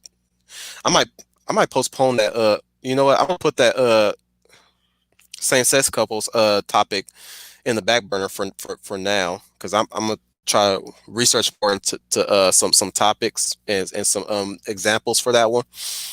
But probably next Thursday or next Tuesday, I'm gonna do a Power Rangers stream. Talk about hardly anybody talk about Power Rangers anymore. The recent one that came out is Beast Morphers, and I still need to watch the second season. But nobody's not talking about Power Rangers anymore. It's an IP that's slowly being forgotten. Yeah, I like every Red Ranger except for maybe what's that dude's name for he was the uh Ninja Wind Red Ranger. I forgot his name. I hope I didn't lose any of you guys talking about Power Rangers. It's only Arcade Barnes and Brian talking. It's oh yeah, you're talking about Power Rangers. Yeah, I'm gonna sit here and chill until we get back on topic. Yeah, I don't think I ever liked the lead ranger in Ninja Storm that much. He was cool, but he wasn't really all that. And I didn't like Mystic Force's Red Ranger. I didn't like him at all. He's the worst. Him and Overdrive's Red Ranger. They sucked badly. I'm so glad they were in Forever Red. But then again, Mystic Force and Overdrive wasn't made at that time. That is true, Arcade. I stuck around with Mystic Force. Brian Gilmore. I'm probably gonna have to make you into a moderator now. He's leading the charge, guys. Hit them likes, dang it! While you're at it, I'm kidding. I'm kidding. I know you guys hit them likes, but yeah. I think the best one of recent was he was in Jessica Jones too, but the Red Ranger for RPM. I loved him. But let's get back into fathers. Give me some more fathers, guys. Give me some more fathers and mothers and mothers. Don't. And I'm not talking about single mothers or single fathers either. Not talking about single mothers or single fathers. I'm talking about. Well, I know Fiona's doing something, but Leia disappeared on me, on everybody, and Eloise. I guess Power Rangers wasn't his forte. We got 7 members up in here. Y'all need to make yourself known. I want to see like 1, 2, 3, 4, 5. Which makes 6. My friend Ivan 6. Of course, who could forget the Kents? Who could forget? Which iteration of the Kents I love the most though? Smallville's iteration of the Kents. I think Kent and Martha Kent and Smallville. I love those two. Every t- every time I see them on screen, I get a smile on my face. Annette O'Toole and I don't know the other guy's name. He was in was it 16 6 feet under? Yep. Uncle Ben and Aunt May. Uncle Ben and Aunt May are best parents for Peter. That goes into what I was saying earlier is that even with uncles and aunties, they could still be father figures to.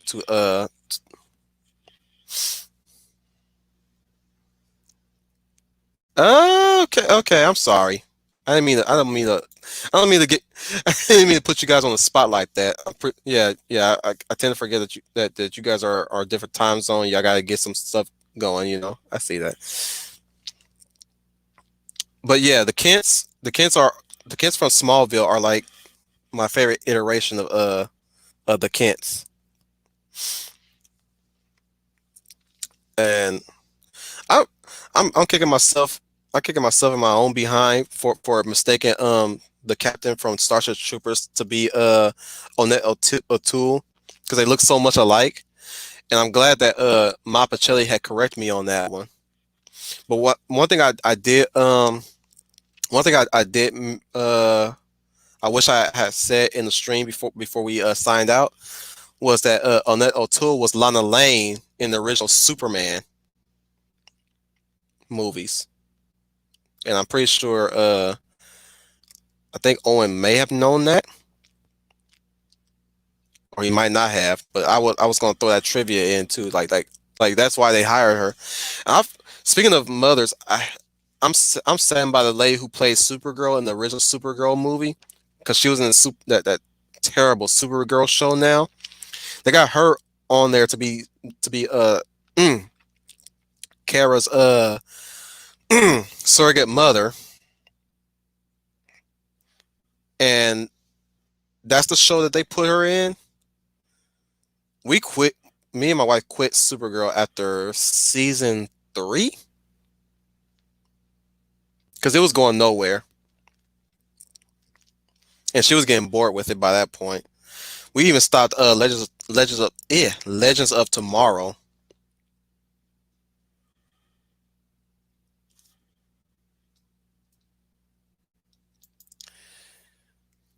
Hey, I know. Yep, Scott Lang. Scott Lang is best dad. Scott Lang is best dad, especially with his daughter's stature. That dude's boss.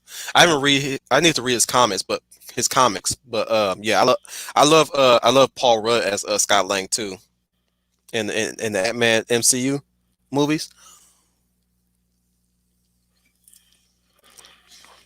I also like his ex girlfriend too.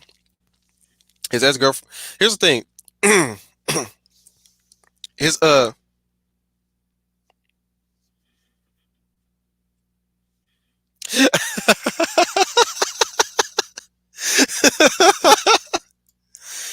mean, I kept going because she was keeping going too, but like it started getting ridiculous because they started adapting Superman stories into her, especially like later on.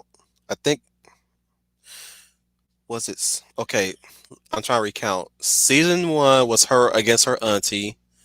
Season two was against Lois Lane, Daxamite, I call her, because the Daxamite was played by Lois from Lois and Clark. So it was her. I believe third season was her versus Rain. Actually, you know what? I went way further than you. My constitution is strong, man. So it was her versus Rain in season three. Then season four was her versus Red Sun.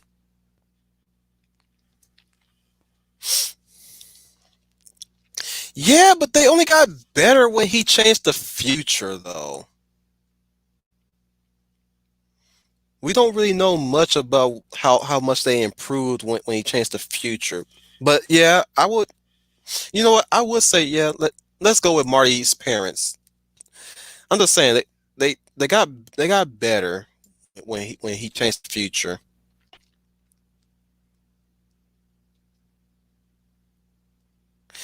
I would argue that it got worse after season two because it was nice to see Kevin Sorbo and Lois Lane together as Daxamites. I like Kevin Sorbo in that season, but after a while it started getting worse and worse. I re I could not. Truth be told, I couldn't stand Supergirl with each season as she progressed because she kept that's the problem with these mind writers. They keep regressing these characters. They keep regressing these characters. She's upbeat and optimistic in one moment, then she's ready to give up the next moment, and then somebody has to pep talk her and validate her and build her up again every single time. Every single time she had to she always need an ego boost to fight the bad guys. Not like the Flash. Well, actually no, I take that back. All the you know all the CW except CW the CW superheroes except for Green Arrow, they all need a validation. They all need an ego boost they all need an ego boost to save the world for some reason. But Arrow never needed no ego boost. He was always sure what he wanted. That's always weird. That in the Legends didn't need no the Legends of Tomorrow never need no ego boost. Unlike Supergirl and the Flash. That's have you guys noticed that? Because I sure did. It's like they always need. It's like the supposedly the more optimistic superheroes need an ego boost, but the more anti-hero ish superheroes are always so assured of what they want. I don't get that. I don't get that at all. Y'all probably can give me y'all theories.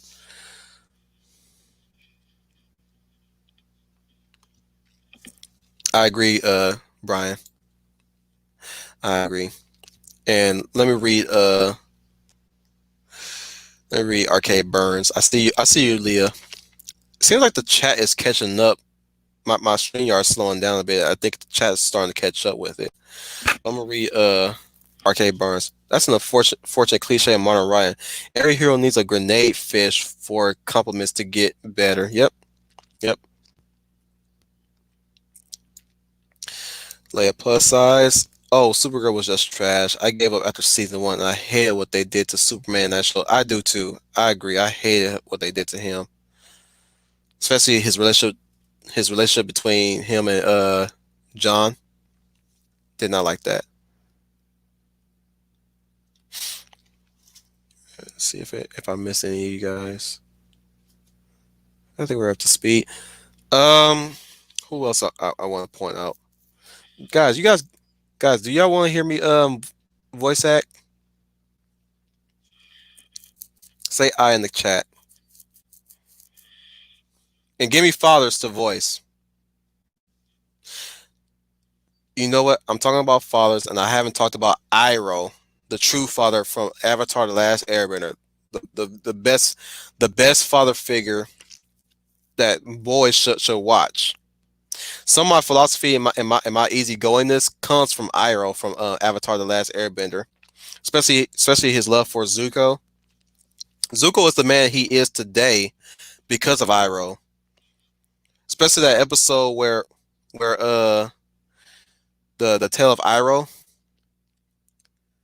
Goodbye, son. If only I was there to help you. Leaf in the wind. Nah, I can't. That's my bad. That's a terrible Iroh impression. That's a terrible Mako impression.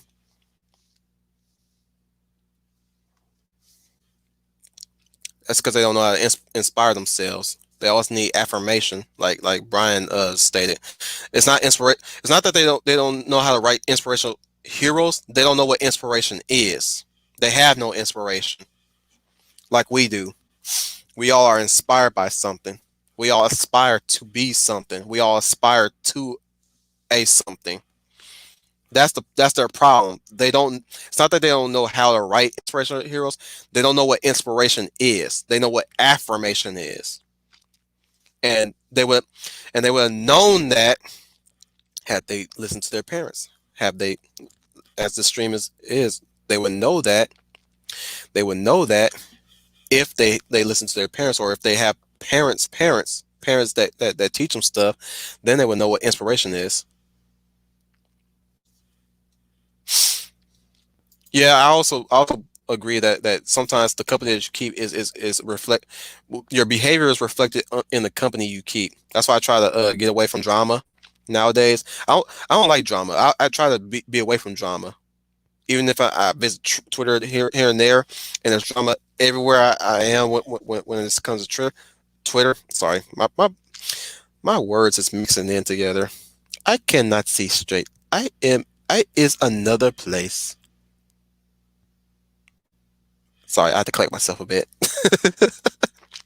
Oh, oh no, I have lost my way. Anyways, no, yeah, I would also chalk that up to the company you keep. If that's all you know, that's all that's going to reflect into your behavior.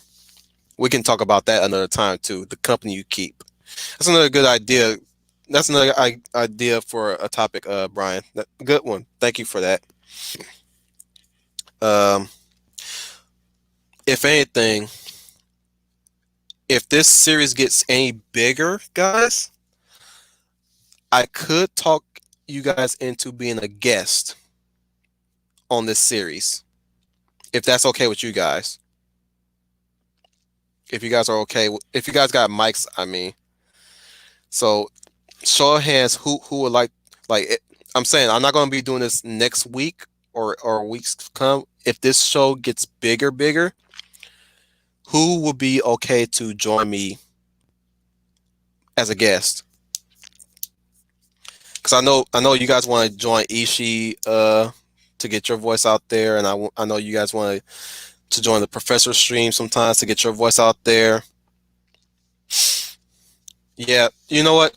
That's probably a bad idea because I'm in a time frame where you guys cannot actually join me, especially the days that I'm streaming on. You guys are probably working those days, and I can't be on here. Yeah, I can't be on weekends that much. Only on Sunday, yeah, but like I work on weekends. That's the conundrum I'm facing right now, and I don't know what I'm gonna be doing this Sundays, and it's probably gonna be a nothing. I'm just probably gonna be joining other people's streams this weekend. I don't. Owen has no idea what we're doing. Not even has suggested anything for me. But so it's gonna be just Wolf Commander Rambles, I guess. But I guess two people said I on the voice acting. Let me give you my Mufasa impression. Also greatest dad of all time, even in the afterlife. Mufasa from Lion King. I'll give you my I'll try to give you my Mufasa impression. And as always, I gotta pull up IMDb to get some voice lines or get some lines from the movies so I can read the lines accurately.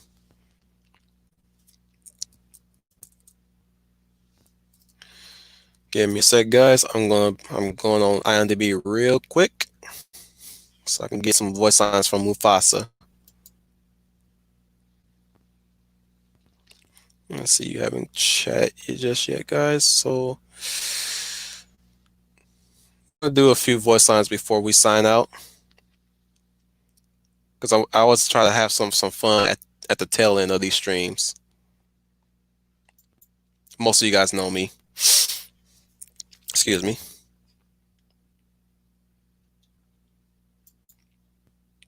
You know what? We can kind of add George Clooney's Batman from Batman and Robin as a father figure, so to speak.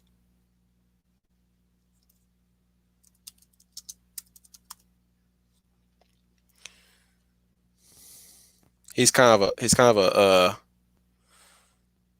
let's just call him an overbearing father. Let's go with that. An overbearing father. I'm not going to look at the 2019 Lion King. I'm looking up the 94 version.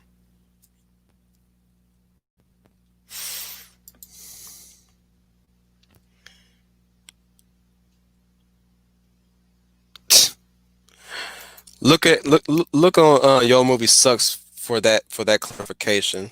He debunked that one. He did a good job uh with his research on that one. Adam Adam I don't know his last name, but he's good. He did a good document. I like to call it a documentary of the difference between Kimba and Lion King. Actually, you know what? I could do the hyenas. I'm gonna try to do the hyenas. I just hear that name and I shudder. Mufasa, ooh, do it again. Mufasa, ooh, Mufasa, ooh. I'm surrounded by morons. Yeah, that's a terrible Scar impression. Give me a minute, guys. Let me take off my sweater real quick.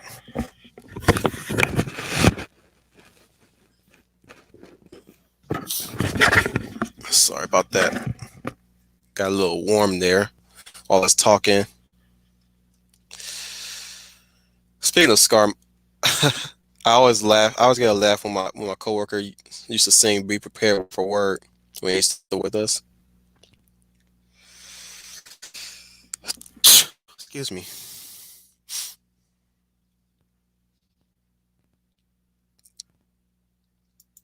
I know I'm a bit slow about this, guys. I'm glad you guys are being patient with me. But you guys are doing your own thing, so y'all just listen to me as y'all doing your own activities.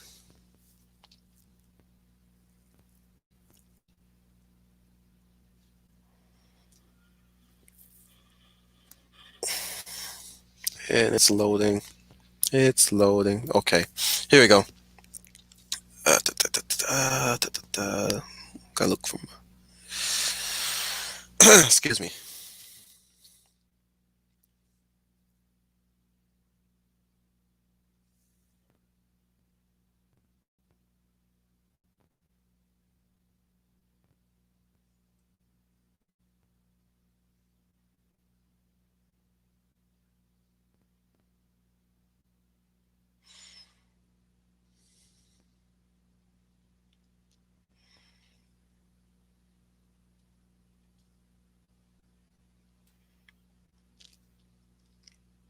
Sorry, I'm looking for the exchange between him and Scar.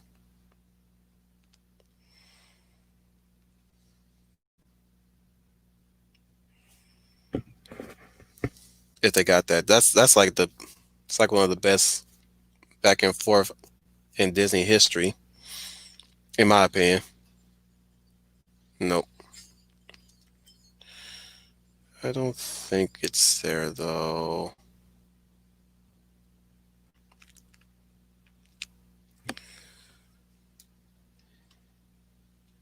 No, it's not there either. I'll do this line between him and Scar. Let's see if anybody's answered any, say anything in the comments. So y'all want me to do y'all ready for my Mufasa impression and my Scar impression? Either way, I'm gonna succeed in either one or the other. Well, I'm gonna try this one. Try to do a James Earl Jones impression. Don't turn your back on me, Scar. Oh no, Mufasa. Perhaps you shouldn't turn your back on me. Is that a challenge? Temper, temper. I wouldn't dream of challenging you. Well, as far as brains goes, I got the lion's share, but when it comes to brute strength, I'm afraid I'm at the shallow end of the gene pool. Now, if you excuse me, I have to work on my Ketsy. Yeah, that's as close as Scar as I can get. I'll try a bit of a Mufasa take. It's not easy when you're sitting on the couch, when you project your voice. I I learned the hard way how tough voice acting can be, and how much I strain my voice too much over the years trying to do these voices. Let me look for the one where he's talking to Simba from the sky while high in the sky. They got some really good ones. I gotta turn the brightness down on the screen just a little bit.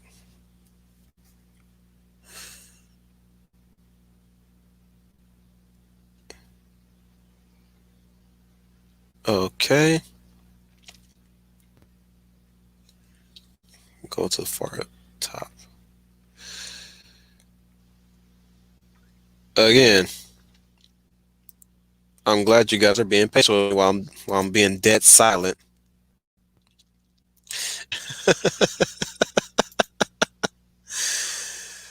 You guys never cease to amaze me. Rate my Scar voice. Why don't you? All right, let me do the one between him and Simba as he explained the circle of life. Everything you see exists together as a delicate balance. As king, you need to understand that balance and respect. Sorry, I gotta start over. I misread that line. Everything you see exists together in a delicate balance. As king, you need to understand that balance and respect all the creatures, from the crawling ant to the leaping antelope. But Dad, don't we eat the antelope? Yes, Simba, but let me explain. When we die, our bodies become the grass, and the antelope eat the grass, and so we all connected in the great circle of life. I dropped there. How you rate that one, guys? How you rate that Mufasa read? I'll wait for you guys to rate my rate. If I think the stream is slowing down with the comments, and it's probably trying to catch up. But in case if you guys do comment the ratings, put the names of Scar and Mufasa. Give me the ratings. I heard I heard that, Brian. It's not bad. Oh, thank you. Not bad. Uh, I like this one. I'll try this one. This is the one where he sees his father in the sky. Simba, father, Simba, you have forgotten me. No, how could I? You have forgotten who you are, and so have forgotten me. Look inside yourself, Simba. You are more than what you become. You must seek your place in the circle of life. How can I go back? I'm not who I used to be. Remember who you are. You are my son, the one true king. Remember who you are. No, please, don't leave me. Remember, Father. Remember. Don't leave me. Remember. Give a rating, guys. Give a rating. Or how about King Joffrey from Coming to America? Anybody ever seen that movie, King Joffrey? Another James Earl. He's best doing the James Earl Jones is always best dad in my opinion. No matter what dad he plays. I'm gonna look up King. As a matter of fact, no. Here's what I'm gonna do. I'm gonna do my best. Thulsa Doom from I'm gonna try my best to do a Thulsa Doom from Conan the Barbarian. Thank you, Leia plus size. I'm gonna highlight all y'all comments. Oh, you never heard? Oh, Brian, you never heard Coming to America? Okay, that's why I'm gonna try Dose of Doom instead of King Joffrey from Coming to America. I'm sorry, Leia. I know you probably would want me to do the who is this? No, what is this McDowell's? I'm looking for my son Akeem. He and I have much to talk about. Yeah, that's as close I can get as King Joffrey. That's me. It's probably me not trying on account of me being hungry, but whatever. I'm soldiering on, guys. You guys gotta understand. I'm soldiering on. I'm gonna eat later, though. I'm gonna eat later. Don't worry. I'm not killing myself here. I was gonna look. Oh yeah, Thulsa Doom.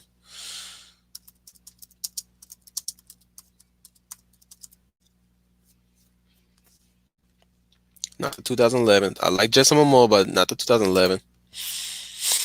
He was okay. He was an alright Conan.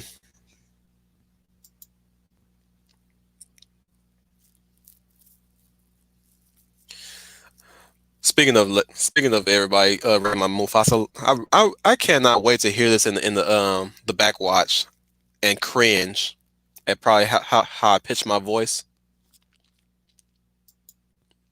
because I know I listened to the backwatch on the fixation of villains, but I haven't gotten to the part where I start. I know I heard my Sidious voice, and I think I did a good job being spot on with that one because I did do a Darth Sidious voice in the last stream.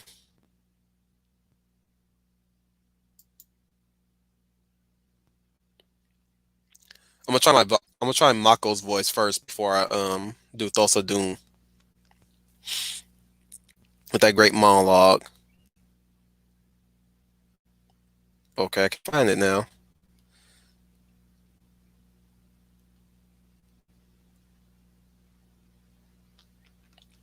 You know what? Since the line between him and the exchange between him and Conan is in my face right now, I'm just gonna. Yeah.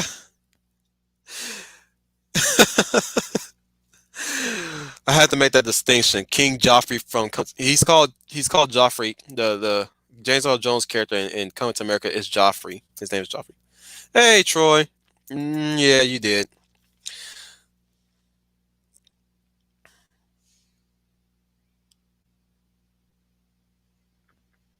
It takes a village. I don't know what that means. Welcome to the chat, my Papa Chelly. I'm at the tail end of my streams, and what I do at the tail end of my streams, Papa Chelly, is that I do some voice work to treat you guys to my my voice acting skills, if you will. And I'm about to do Thulsa Doom from Conan Barbarian, my James Earl Jones impression. And Netter, everybody behave now. My Pacelli is here. Excuse me, I didn't mean to sniffle like that. I'm sorry. Again, I hope I'm gonna catch a cold by the tail end of this year. That's gonna suck. That is going to suck. Especially when we have things like the beer bug going around. It's the last thing I need for my immune system to be weakened for a while before it gets stronger again. Then again, I hope I do get sick so my immune system gets stronger this year. Here's the thing, guys. You have to get sick every once a year. Hopefully, you don't get sick with the worst kind of illness, but you have to get sick because your immune system has to get stronger. Otherwise, you're gonna end up like Claire Bennett from Heroes when her powers got when the eclipse took away her powers, she got sick, very sick.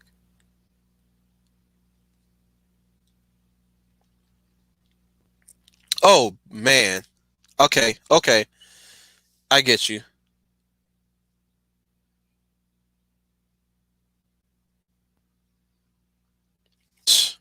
That lady.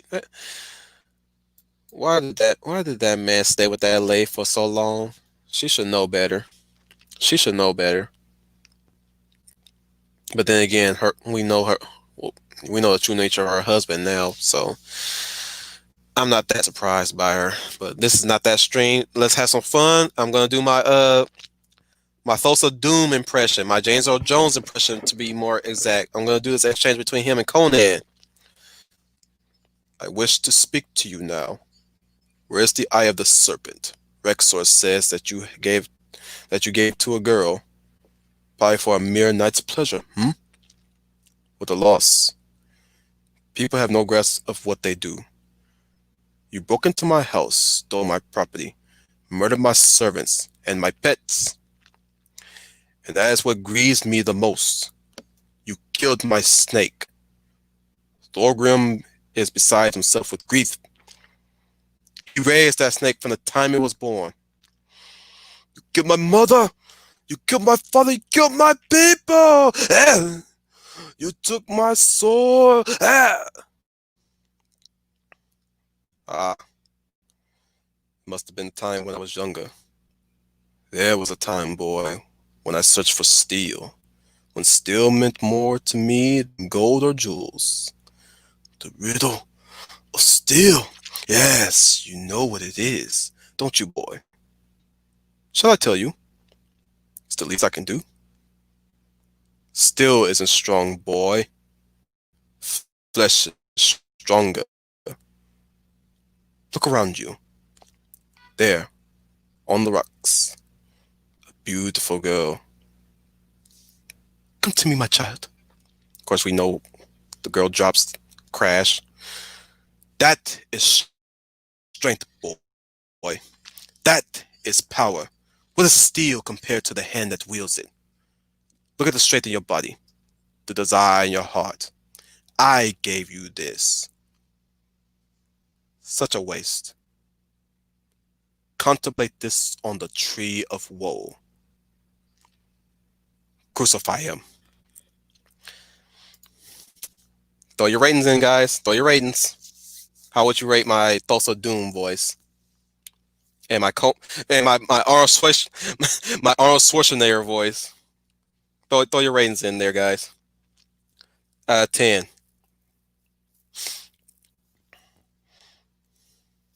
Y'all still saying hello to the Pacellis. I love you guys. I love everybody. As you know what? Since we're talking about parenthood, father figures and mother figures, the Pacellis are the best male and female role models and father and mother figures ever. Ever. Yes, I say that to you too, guys.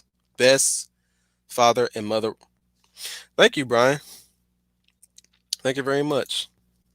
Well, here's the thing about Arnold's voice. Anybody can do a good Arnold's voice, but the problem whenever time I hear people do the Arnold impersonation, they always do his screams. I always like to do his voice lines. Conan, what is best in life? Crush our enemies, see them driven before you, and hit a real. Yeah, I screwed up that ending. Okay, that was a six. Was that was that a six on the Thulsa Doom voice or the Conan voice? Leia, I'm sorry. And thank you, Papa Chelly. It's not a tumor.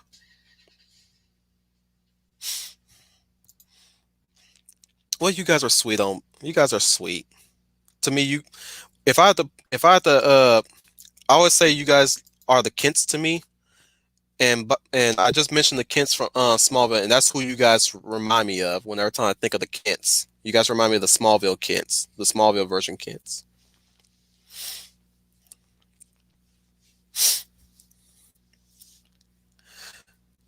Those are my favorite interpretations of the Kents, by the way.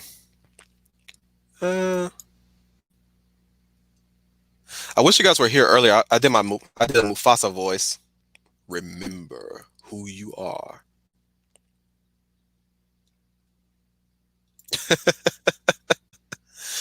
If you don't, Just give me a character voice that you want to hear me try at least try. There yet? I could try to do a Liam Neeson voice. I'll try to do my Liam Neeson voice. A lot of people like my Liam Neeson voice, but I will give you for a treat for the Pacellis.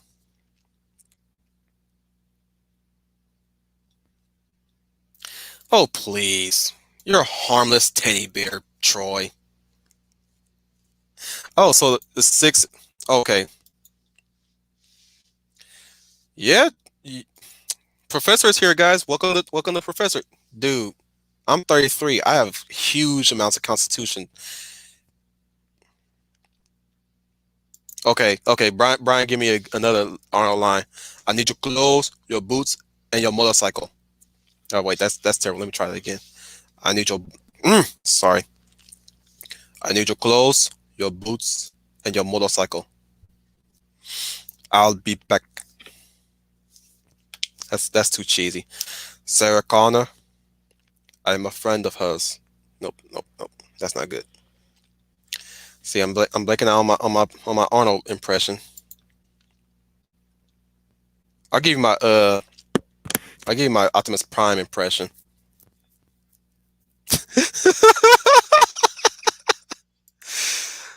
I'm gonna do one of them, but I'm not doing the other one. I'm addressing Troy's comment there. I'm gonna do one of them, but not the other. I'm gonna do my Optimus Prime voice while you wait. Yeah, I agree, Leia. I just prefer the Smallville Kents.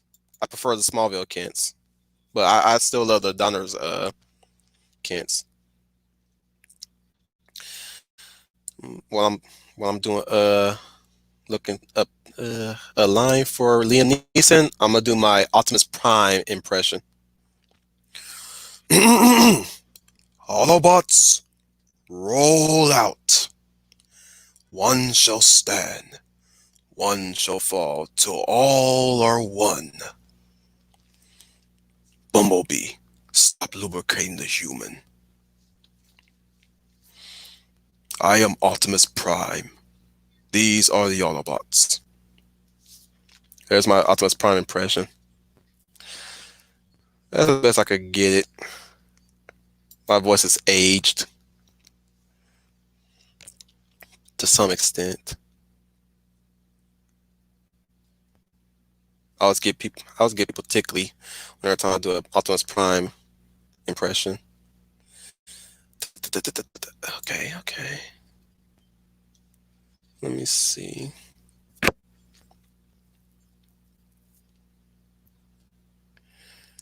think I did oh, since you guys are nerds here, I'll do my best Darth Sidious voice.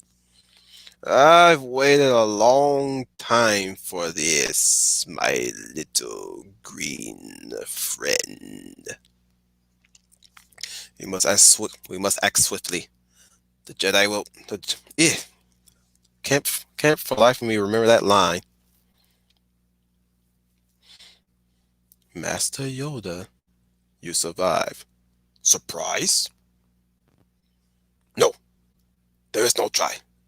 There is a do or do not.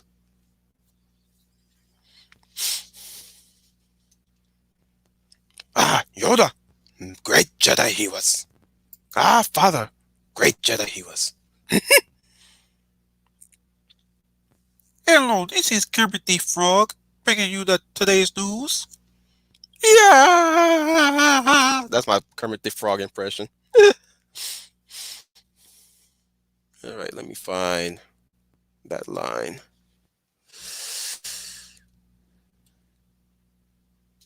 Okay, okay. Here's my Liam Neeson impression.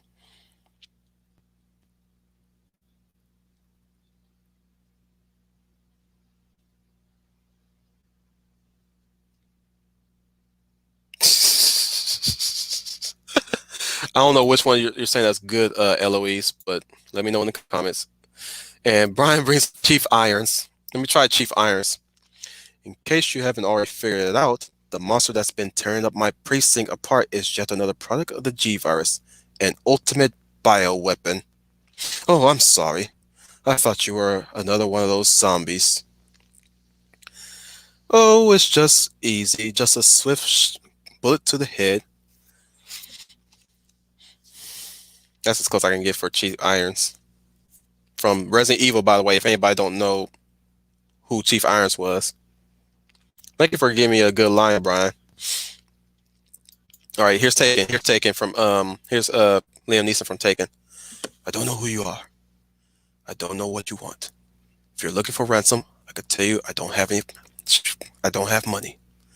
What I do have are a very particular set of skills. Skills I have acquired over a very long career. Skills that make me a nightmare for people like you. If you let my daughter go now, that'll be the end of it.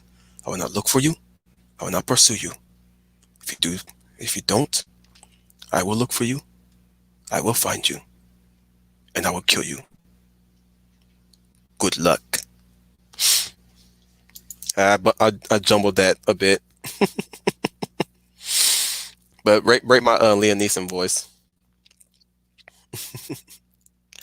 That's the best I can get. Not so easy when you're sitting down on a couch when you could be standing up and you're reading it from a laptop, no less. I had to close one eye for that one because I keep seeing double vision. I'll try my RoboCop impression, and then I'll probably wrap this stream up because I need to eat.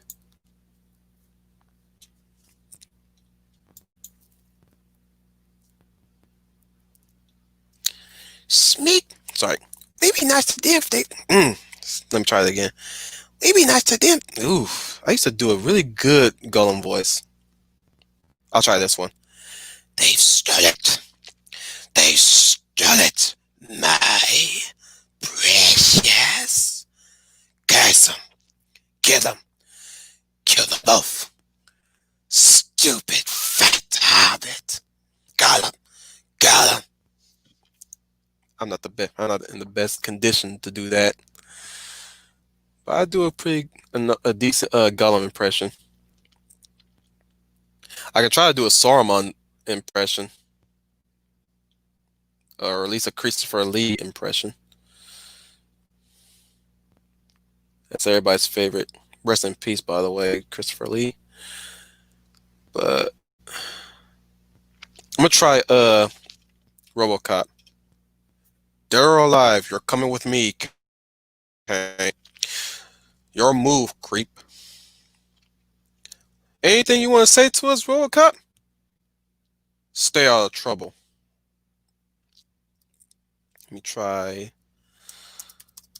Saruman.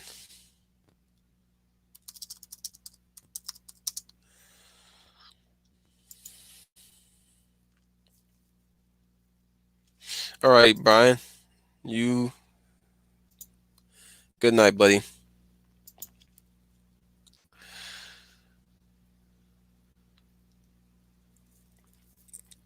Oh, just to let you guys know, um, for those of you who have just joined just now, I've changed the Thursday stream to leadership, a discussion about leadership instead of the why the same-sex couples are more preferred nowadays or often pushed more to the point where they even changed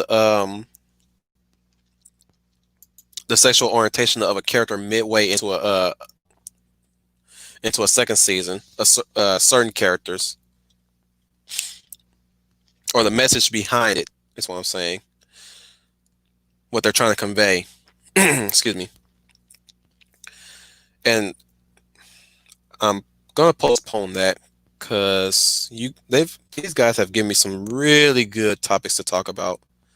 I'm gonna have to push that on the back burner. You guys are singing. Y'all singing y'all goodbyes to Brian. He is the champion of today, of course.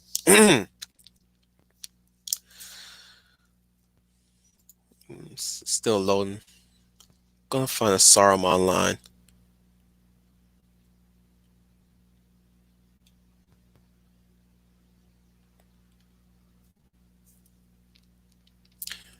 And I'm going silent, but I am back.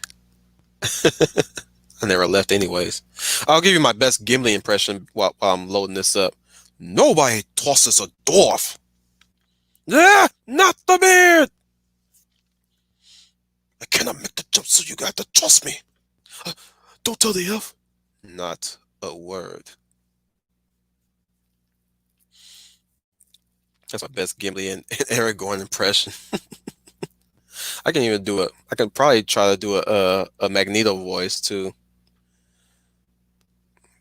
Which one? It will be the Ian McKellen version, not the Michael Fassbender one. I could probably try to do a Michael Fassbender Magneto impression.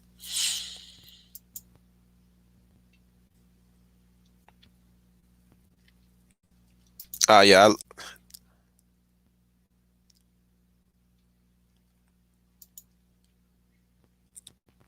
Well, here's the thing, Fiona, about Xena.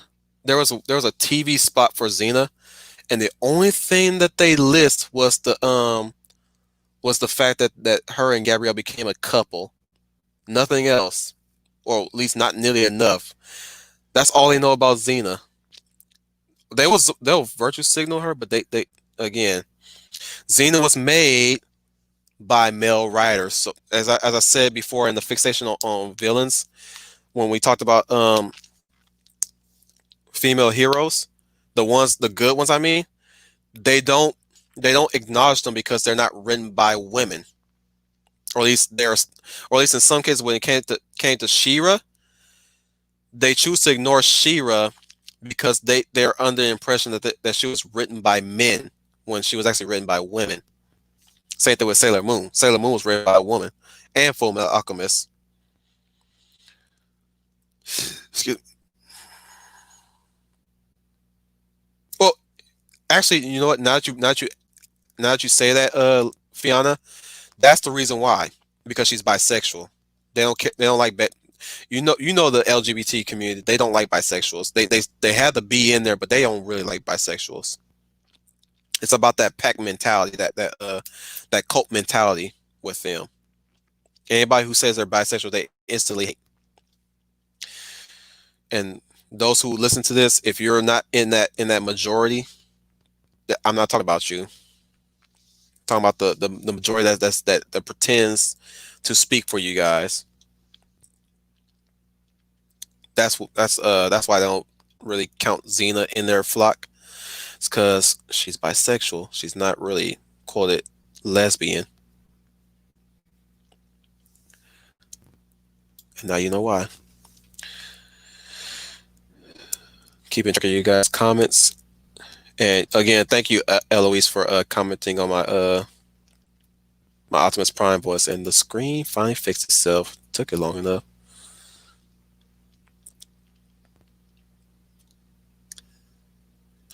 How would you rate my Liam Neeson voice, though?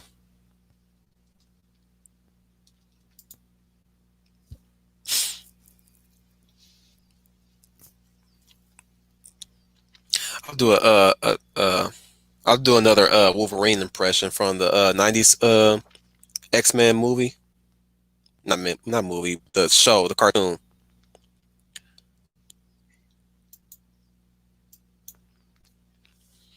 Tell Cyclops I made him a convertible. And knowing is half the battle. G.I. Joe! Come on. Come on, Troy. You gotta give me something challenging, and you gotta give me something more challenging than that.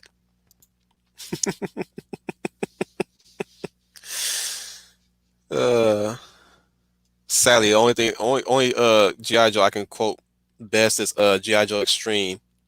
Roll call. Extreme! Ballistic! Harpoon!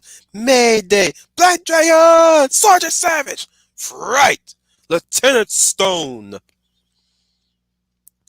That's the '90s version of G.I. Joe, by the way. I don't care what anybody says. I still love that show.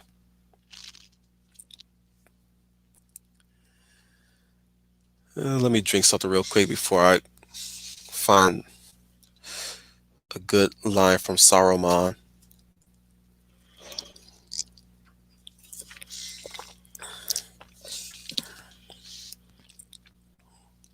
I'll give you my Boromir impression. One does not simply walk into Mordor.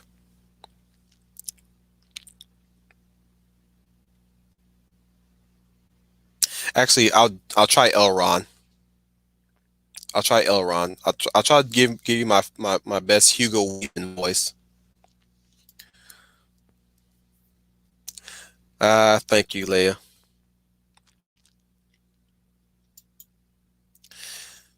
That's it now. Go away.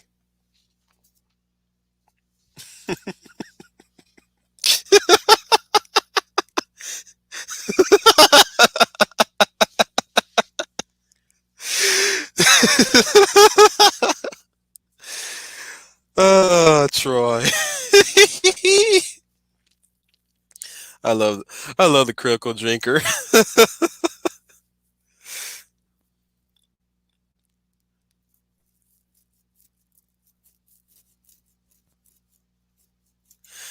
That's a new nickname for them, the Rainbow Brigade. I like alphabet the alphabet community, but I like Brigade too. That's the thing. You know something. I miss wearing the color rainbow back in the '90s. The color rainbow never used to symbolize anything until the LGBT co-opted the color.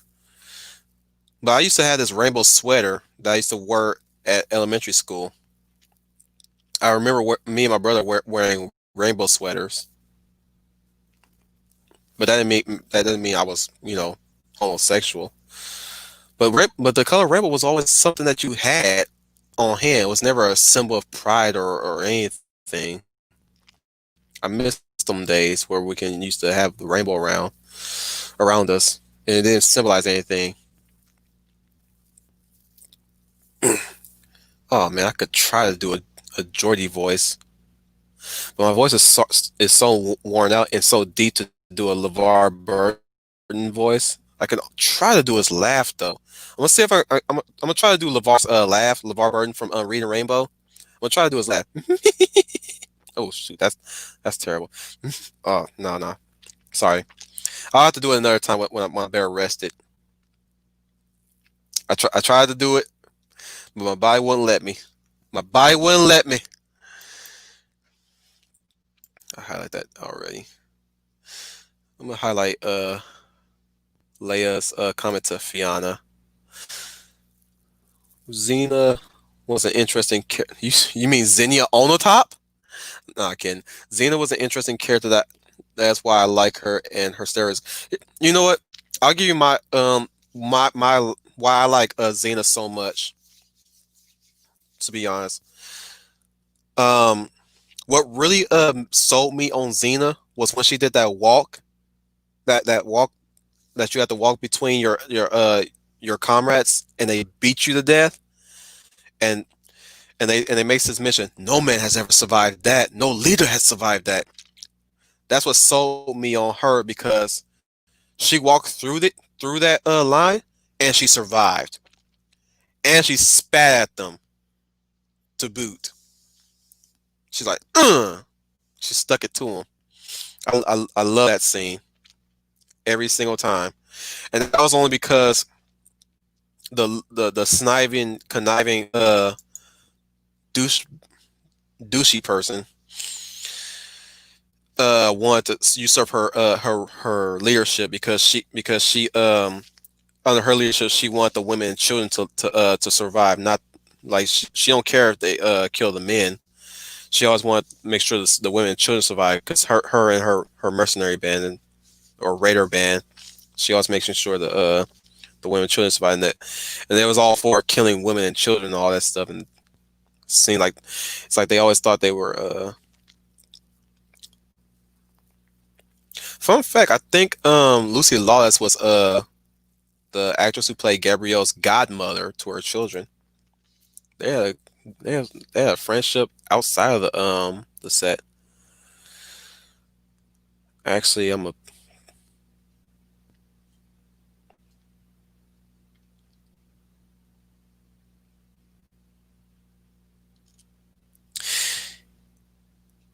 gonna try Elrond voice. How about yeah? How much y'all want to hear my Elrond voice from Lord of the Rings? I'll try it anyways. The seems like the stream is still catching up with the chat. It's really hard to catch the comments. Strength? Nope, nope, that ain't it.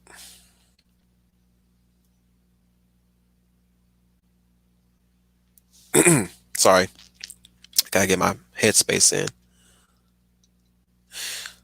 Yeah, A plus plus on that episode.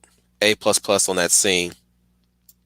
That was a Hercules episode too. That was in Hercules, the Legendary Journeys. That's when she was first introduced. Well, another fun fact: Lucy Lawless was in the first episode of Hercules. She was an Amazon, and she was a redhead in that episode.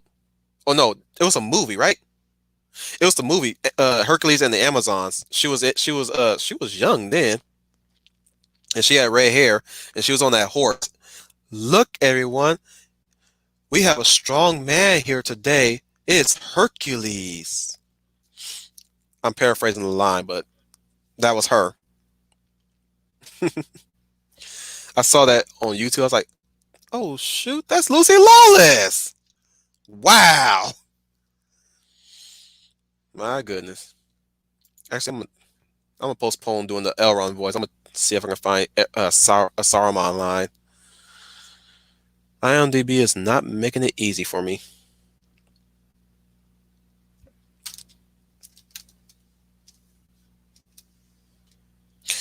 Or I can find Gandalf to Bilbo.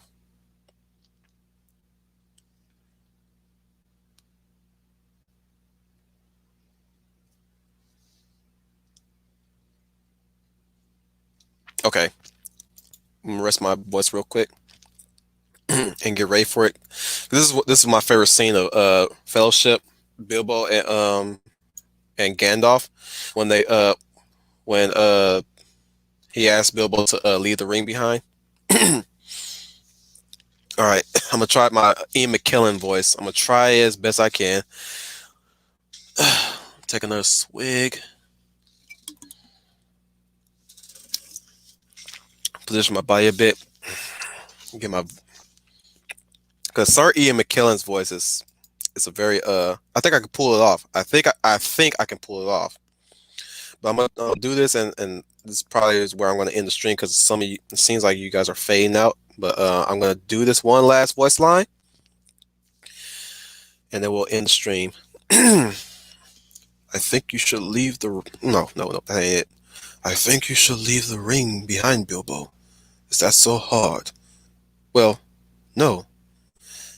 And yes, now it comes to it. I don't feel like parting with it. It's mine. I found it. It came to me.